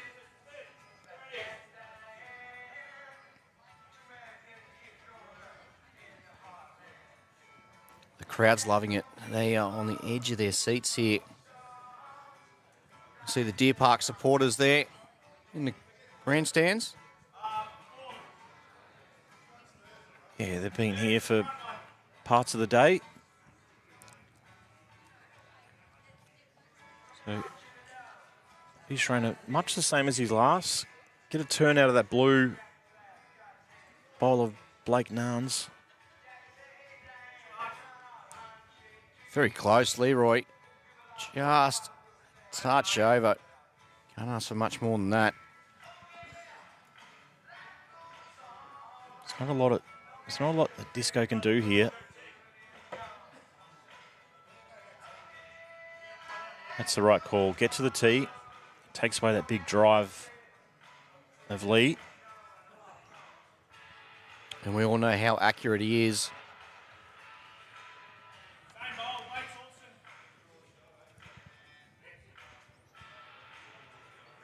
Okay, we'll be looking to draw. If you can't get these shot, another second.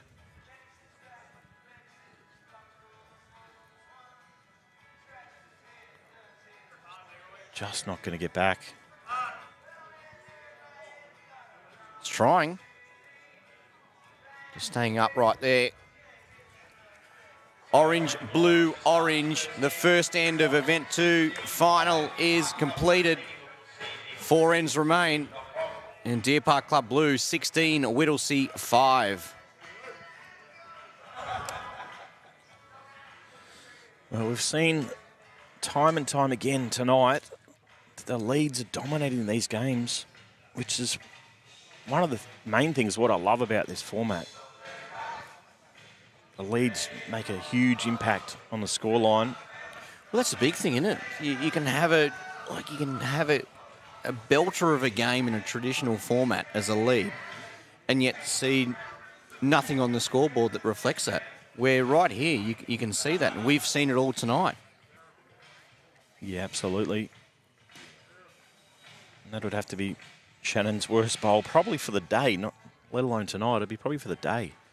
But right on the line, so look for him to make this correction pretty quickly.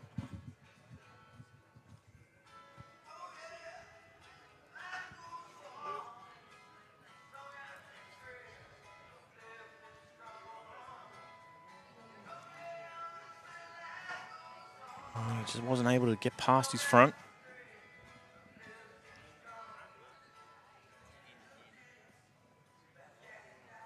So Blake started the game off well. His line was good.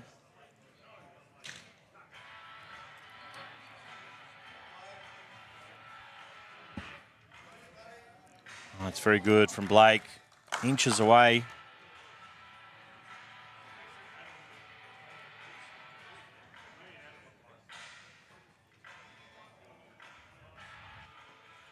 So Blake applying the pressure here. Shannon, 2 short bowls. We haven't seen that from Shannon all night, let alone all tournament. And once again, another short one.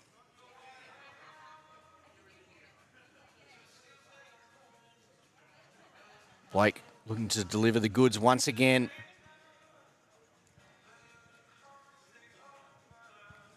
(16-5). Holding shot here, though, Whittlesea. So, well, it will be a further 3 points here as the skippers head to the mat. Whittlesea move from 5 to 8. The margin just 8. Halfway through end number 2. Don't blink, you miss. Aaron Wilson on the mat. No need for the 30-second shot clock.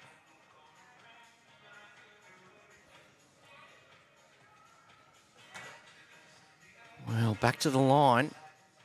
Just those front bowls of Shannon just make it a little bit difficult to navigate around. Schreiner.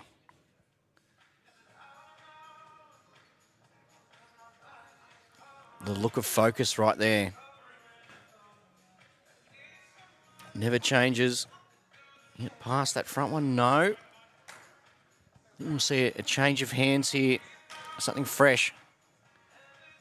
Aaron Disco Wilson. He's chasing it. Generally a pretty good sign. Aaron Wilson, how far can he get? How close can he go? Very good second shot. Well, it could be shot. It could be shot. Aaron Wilson changing hands there to get the shot.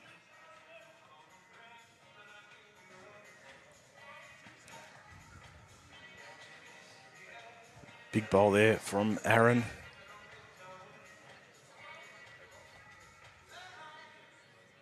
Just gonna hang.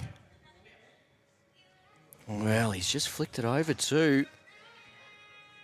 Okay, so that was a big bowl from Wilson. And just as you would expect, as soon as he's got that little trot down the green, that look in his eyes, you know there's something special at the end of it.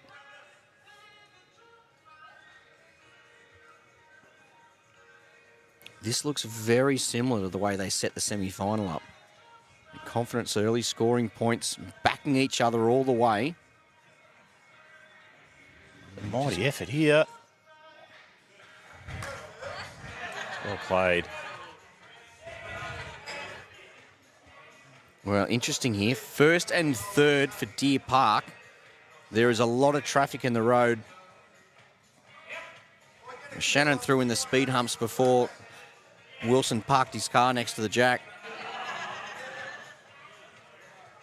Well, here we go. Big weight here. Big weight Schreiner. What connection can he make? He's got the front. It's peeled off. It has peeled off. Nothing else. So 16.8 will increase to 29.13. So first and third going the way of Deer Park. Deer Park are on quite the roll early here in final event 2. And the other man of this trio is Nathan Bush. He's down with Benny Jones. Yeah, thanks, Greeny. Yeah, I do have Bushy here with me, and 29-13 after 2 ends. Bushy, that's if you could have signed off on that at the start of this against such a quality opponent, I think you'd be pretty happy with where this one's placed at the moment. Yeah, absolutely. I think we got out of jail there, probably the last end. So if we can win the end, this end, in the crossover, it'd be fantastic. But the boys it looks like they're enjoying their bowls, and yeah, they're going real good. I suggest there's a fair amount of determination, not just for the trio, but in particular Aaron Wilson. I was having a chat to someone earlier saying of his bowl CV, we won't list it because we'll be here all night, but he actually hasn't won an event here at the UBC, so this would be a great feather in his cap, and I'm sure he's super determined to tick that box. Yeah, absolutely. I think both boys are really hungry for success here. You know, with the cards up the other end, he's really hungry, and Aaron spoke about winning the UBC, so I'm just glad to have him on our side, to be honest. Do you ever rest easy when you've got an opposition that contains one Lee Schreiner? No, not at all. Yeah, he's world class, and it's never over, yeah. Good on you, Bushy. We'll let you watch the rest of this one, and we'll get back to Case and Greeny with what will be an exciting finish to this final, no doubt. Boys. Thanks, Benny. Great to hear from Nathan Bush. Sense a little bit of nerves in the voice there from our club coach at Deer Park. But at the same time, he's super proud of not only this team, but also the gold team. They've been absolutely brilliant for the 4 days. And so far tonight, I'm pretty sure that he couldn't have asked for much more from his 2 teammates. Shannon's playing this forehand side. Just needed to hold a little bit longer, so it'll be more points here for Whittlesea. Courtesy of the lead points for Blake Nahn up front. Can he get the all-important toucher of his last?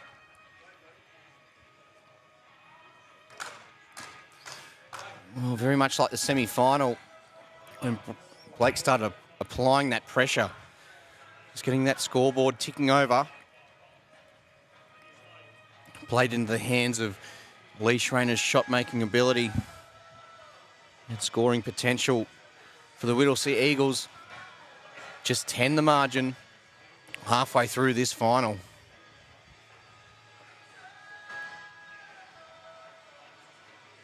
Disco just on the high side here.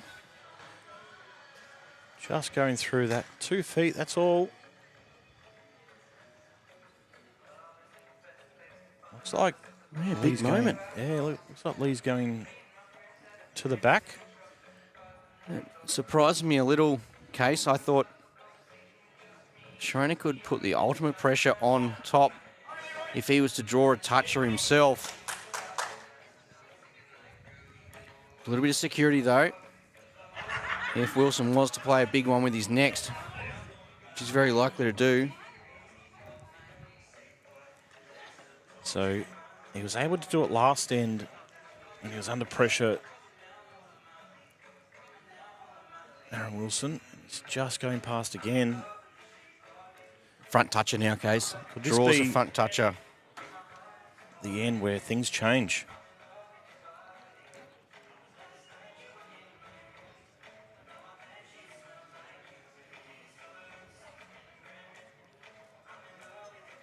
Leroy doesn't like it.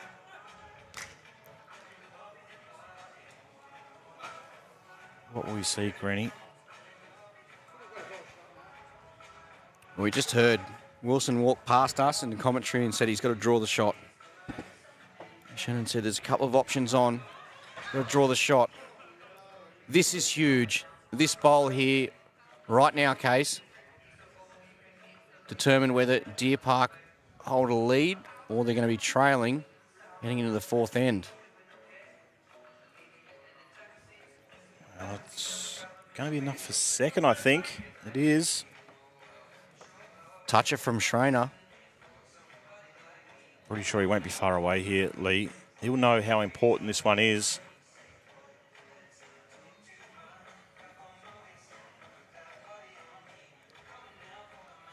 We should know from Blake. Blake's a pretty good indicator of what's going on. He is close to the jack. Oh, it's just underneath. Is it enough for second, though? Certainly first shot will be going the way of Whittlesea. It's good these boys have made it all the way through to the final and they're still realising that someone needs to bring the tape.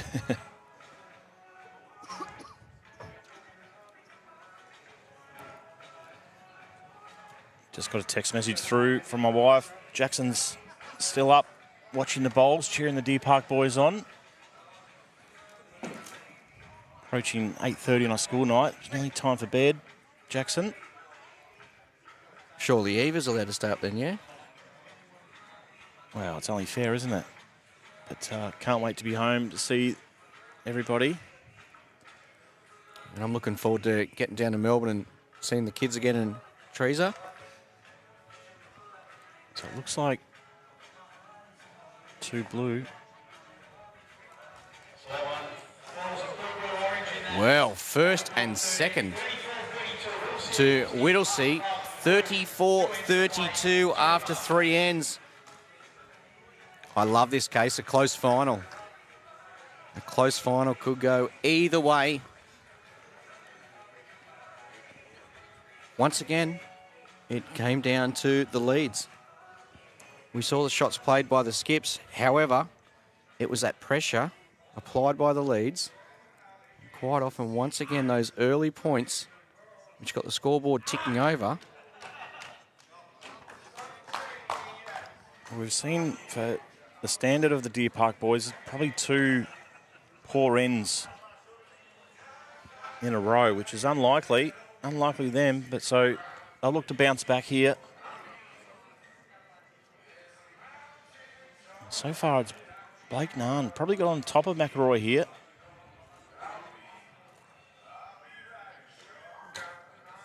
Needs to hurry that line, Case. It just looks to be floating a touch under. Does, but no harm done. Really widens that target there.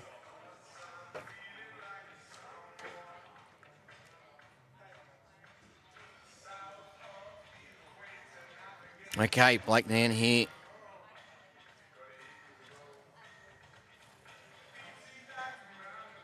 It's looking good. Gets the inside of the orange. He's done well. Potential for a touch more here from Shannon.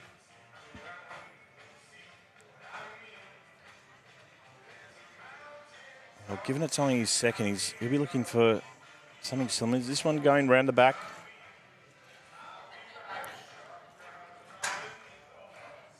This next one, I think we'll look for bigger weight. And you see there, so Leroy's said to Blake, come down again. I want you to try and get a toucher. Because right now, 2 the difference. There's only 1 end after this. Well, I think we will see this trailed right through. That's the goal. That's the aim. Because potential 2, if he's wide, he can get all 3 of them. How's the stroke? Well, so a further 3 points there to Whittlesea. And a little tiny 5-point buffer for the Eagles halfway through end number 4 of event 2 final.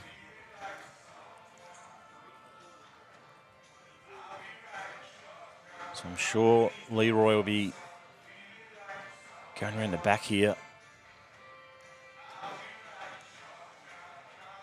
Everyone knows how dynamic Aaron Wilson can be on his runners.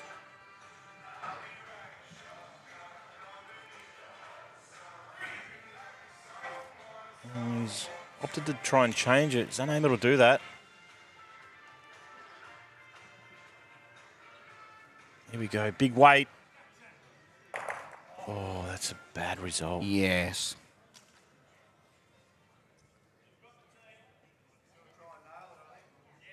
We'll try and nail it was a call. A toucher here. Put a lot of pressure on Deer Park. Especially with those big gaps there, Case.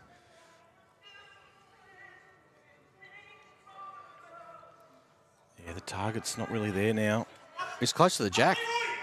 He's very close to this jack. That's perfect from Lee Schreiner. Absolutely perfect.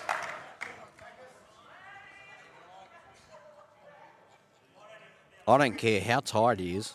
That's just brilliance.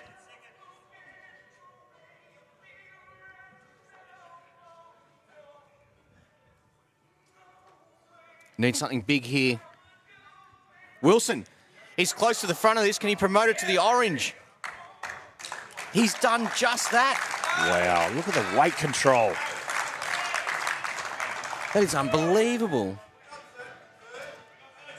On TV, that looked easy, but I'm telling you now, that was one of the hardest shots on this rink. That was almost like you back 20 years ago in your 20s. You had to play just enough weight to get the jack to stop near that orange.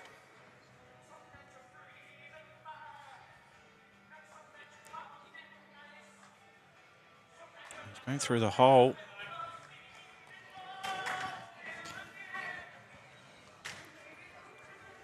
Case, if Deer Park are to go through and collect the title here, you can mark it down to that last bowl.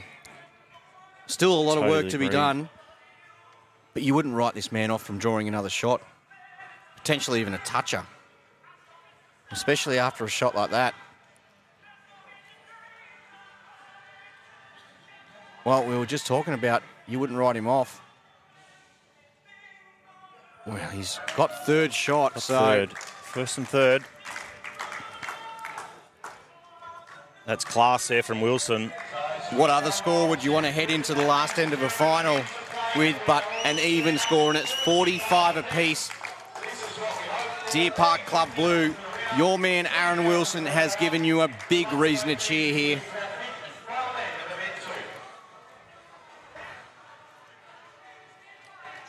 Shannon just joking with Aaron to run the jack in. After his last runner, I'd stick to the draw.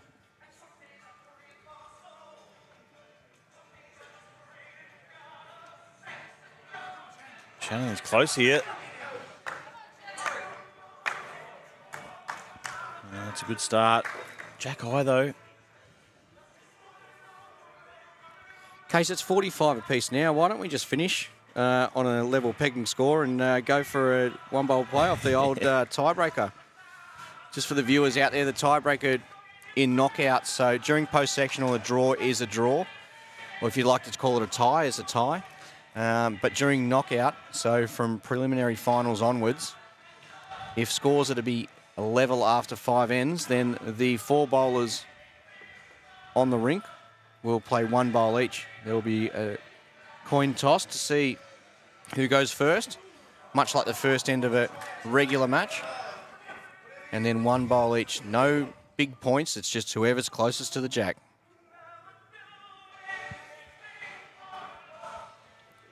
Shannon biting his nails. Blake, could this be his moment here? Big bad Blake onto the jack. He's big pumped. come on. I'm up with you, Case. Let's get up. Let's stand up for this.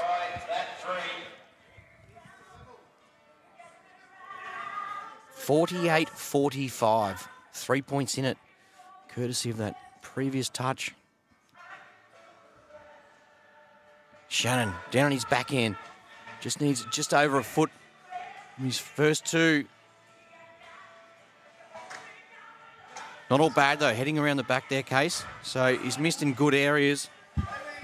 It's near the tee. The big thing here is we award 3 points at the lead shot. So this will be a further 3 to Whittlesea.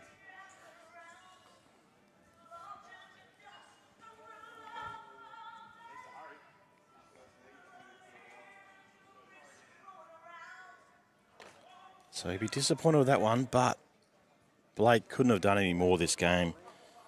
He's won 4 out of the 5 ends. 51-45, 6 the margin. The Skips head back to the mat for the last time. UBC event number 2. Aaron Wilson, Lee Schreiner, 2 of the best in the business.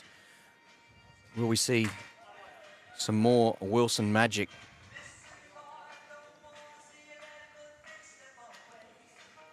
Still looking, yet to decide. 20 seconds on the shot clock. We know he only needs 2.5. Yeah. And that's on a bad day. Wilson, down his forehand. Can he get down to the jack? Well, he's got a piece of it. He has got a piece, and as we know, that'll be a further 3 points. The margin back to just 3.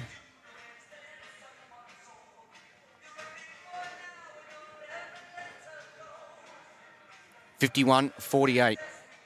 Lee Schreiner's first bowl on this final end, event 2. UBC, the winners, will be walking away with 32,000. Good shot there. Good shot. So this is, I feel like this is the bowl that needs to move. Needs to move. Oh, he slid past the jack. It's held. Okay. So Leroy's trying to cover this, the 2 orange bowls that are passed. Everyone's up. They're out of their chair. Even the chairs are out of their chairs. They're on top of tables. 51-48. Advantage right now to Whittlesea. But goal. Oh, that's pretty good. Oh, that's the goal to get around the back there. He's done it. Aaron Wilson, the skip for Deer Park Club Blue. Time and time again, he has produced magic. UBC, BPL, internationally, state, series, and club events. Just tonight, he's provided a highlight reel. Will this be another one to add to that? Final bowl. Aaron Wilson. It's down to this. Down on his backhand. This is it. He's played less weight. He likes it. He likes it. He's got the jack. How far has he got it? Oh, wow. Unlucky. So it's 51 apiece, but Lee Schreiner's previous bowl, where he headed around the back, that will be the shot. And the journeyman, Lee Schreiner, he has done it with Big Bad. Blakey Nan will have the beep ready to go for Blakey's interview. But before that, Case, a round of applause for all 4 of those players. Once again, we saw the impact that the leads can have on the match. And it was phenomenal. You see the boys on screen there. You see Aaron and Shannon. But Blake Nan and Lee Schreiner, what an effort. Just the consistency through sectional play, as we've seen over the last sort of, well, you saw it in Moama, and we've seen again here. It's something exceptional. The boys, they're out and about. They're looking to just go and shake everyone's hand. The good news is the first person they both went down to was Nick McIntyre, the 3rd player in the Whittlesea side, and his efforts throughout sectional play. And some of the games we've seen on the Superloop live stream have been outstanding. So it's great that they show that recognition and head straight to see him. Look, Aaron Wilson, Shannon McElroy, they couldn't have done much more. Oh, absolutely, Greenie. It was, what a final. We couldn't have asked for anything more. Super proud of the Deer Park boys, but full credit to Whittlesea. Blake Nunn was on fire. Yeah. There's no doubt about that, and they deserve the victory. Well, it just goes back to when you think about the shots that he plays and just the energy that he brings. And speaking about the energy he brings and what he brings with interviews, Well, we're going to throw down to Benny, who's got Big Bad Blakey right there with him.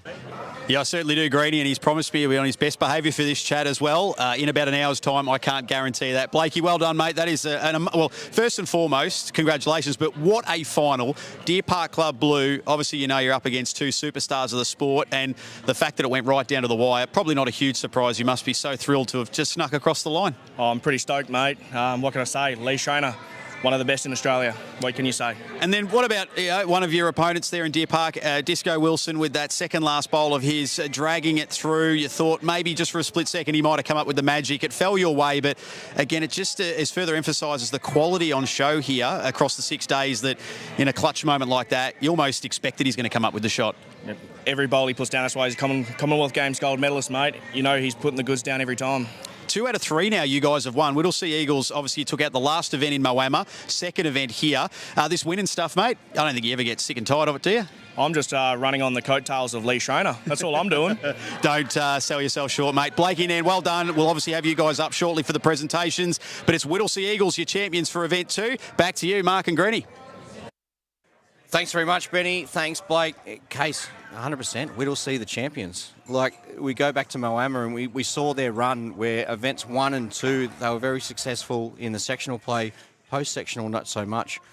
We've seen them here, once again, successful in the sectional play, and they've done the goods in event 2 and coming up against probably, on paper, one of the strongest sides, especially when you look at the records that those two players have had over the last 5-10 years, Aaron Wilson and Shannon, and throw on top of that the way they've been playing. Oh, absolutely. And you know, he's obviously taken, given the credit to Leroy, but tonight it was Blake Nahn. He was the one that put in pressure on Aaron Wilson, and the Deer Park boys, for their standard, they've been absolutely unbelievable the last 4 days, but for their standard, they're probably a little bit off in that final, and that's all it takes. And as I said, well done to Whittlesea. They deserve that victory. 2 finals. So we've had event 1 and event 2. We've seen Deer Park Gold, Deer Park Blue, both runners-up. It's still an amazing effort for a club which is a powerhouse in the sport, but has 2 franchises. We've seen a lot of clubs now. Well, we've seen a couple of clubs who have jumped on board with the new franchising system with UBC and the new structure, and jumped on board with 2 franchises. So I think it's a bit of a reward there for the Deer Park Club. Oh, absolutely. As I said, we're so proud of all players, all 6 players. We wanted to give an opportunity to 4 of our members, which is the Gold team plus Nathan Bush, and to have 2 internationals at Shannon McElroy and Aaron Wilson as ambassadors for the club. It's fantastic for our club, and we couldn't be any happier. Oh, so close to having a new event champion with the UBC. Deer Park are yet to have won an event. But Whittlesea, this is their second title. We saw Exodus in event 1 and continuing on just what they're building. Their record is something impressive in the UBC, and it's not just all about titles. It's about the times they've made the finals, whether it be preliminary, quarterfinals or semi-finals. They're always going deep in the event. It was quite a surprise to see them miss out in event 2. Event 3, it'll be interesting to see who we will be rewarding the big check with. But right now, there is a big check to be rewarded. There is a big trophy, and there is a couple of medallions as well. So we'll throw down to Benny with the presentation. Thanks very much, Greeny. And again, thank you to everyone here at Warilla Sports Club for what has been another incredible 2 days of UBC action and event 2, the final. It was something special, wasn't it? I'm sure those tuned in, watching via KO Sports or our streaming around Australia, around the globe, will agree. And we've been thoroughly entertained here at Warilla. We must thank our sponsors, our partners. We cannot put on these events without them, in particular Superloop and Sports Centre, for their incredible support over the past 2 days and the entire week here at Warilla. To all of our other assistants behind the scenes, our volunteers, our officials as well, and the hard-working staff here at the Bowls Club, we thank them again for their efforts over the past few days. And, of course, we can't forget the fans in the stands who create such a great atmosphere, and I know our bowlers simply thrive and go to great levels because of it. So thank you to everyone here today watching this final. Let's begin our presentations, and before we get to our runners-up and winners of Event 2, to our Sports Centre Golden Touch Award. Again, This is an award given to a player who registers the highest number of touches through the preliminary matches of Event 2. In Event 1, the magic number was 30, and once again, that is the winning margin here with our Golden Touch Award. But before that, we'll just acknowledge our runners-up in Gary Kelly of the Dandenong Club and Alex Marshall from Moama Black, who registered 29 touches, falling one short of our winner for Event 2, representing Deer Park Club Gold, Jay By Norris.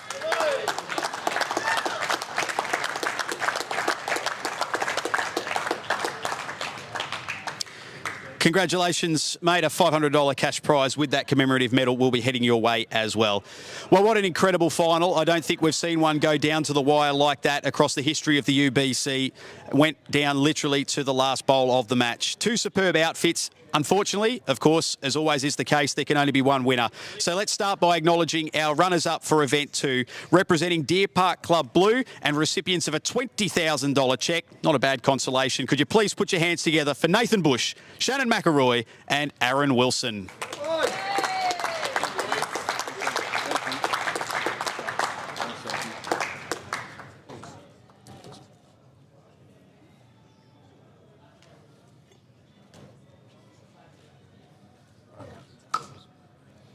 Okay, now to our Event 2 champions, and what an amazing performance. They went all the way through the preliminary finals to take out their second event in their last three, dating back to Moama in 2022 when they took out Event 3 there. Representing the Whittlesea Eagles, put your hands together for Blakey Nan, Nick McIntyre and Lee Schreiner.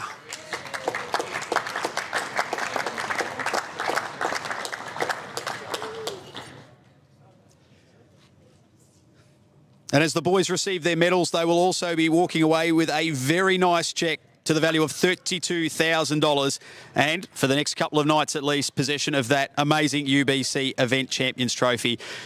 He's tried to duck and weave me a few times throughout the last few hours, but I'm going to ask our great Lee Schreiner to come over and just tell us about that, mate. What a great final. You don't get sick of this winning stuff, I'm sure, but that's now 2 from 3 you've been involved here with Whittlesea, and you've got a partner in crime in Blake who gets the job done. You must be thrilled. Oh, and don't forget Nico. He's the man who organises this team and plays his fair share of games too.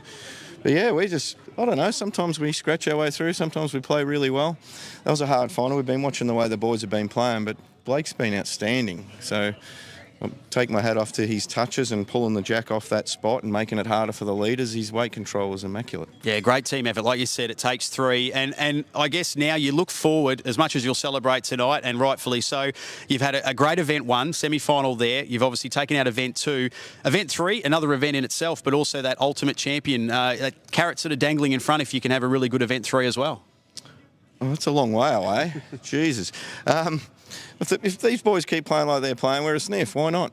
All right. You know, we'll be doing our best in number 3 as well. But, yeah, there will be some sherbets tonight. Absolutely, and thoroughly deserved. So we're going to get the trophy to you guys. Obviously now some great happy snaps. Well done to you boys, and enjoy the celebrations. We'll see you back here somewhat early tomorrow morning. 1:30 we start. Even better. You've done well there. Put your hands together for the Whittlesea Eagles, your champions for Event 2 here at Warilla. We've got the caps coming over for the boys as well. They're champions caps. And then the final presentation of the cheque of $32,000 for the winners. I'm sure that will be very well spent. And now the UBC Event Champions Trophy. Thank you very much, Sophie. And there you go, boys. Whittlesea Eagles, your Event 2 champions. And once again, we thank everyone for their input over the past couple of days. Back here nice and early tomorrow for Event 3. And in the meantime, from here at Warilla, we'll head back to the boys in the commentary box with Chris and Mark. Thanks very much, Benny. And look, well said, Lee. He's a good man. He shows his appreciation for his teammates. We all know how well Lee plays, but we do touch on the fact that it wouldn't be a show without Blake and Nick, and just those efforts and the words from Lee. It's quite impressive to show it is a really big team effort. Oh, absolutely. He's a true professional and one of the best players in the country. You know, we've commented on it over the last 4 days, so well done. Beautiful words, and well done to Whittlesea. It's been, well deserved. Yeah, look, I'm sure they're going to celebrate with a couple of sherbets, and they're probably going to be fortunate like Exodus was, where they start at 1:30. But not all the bowls starts at 1:30. We're 2 events down. We've got 1 to go. It is a 6-day stretch here at the UBC 23 Ultimate Week, so we've had 2 event winners who will be crowned Event 3 winner. We'll check all the action tomorrow, so make sure you check in with the Facebook, YouTube, and all of the UBC social media streams, thanks to Superloop. But we'll be back here tomorrow from Warilla Bowls Club with Event 3 at 10 a.m. Australian Eastern Standard Time. We can't wait to see you then.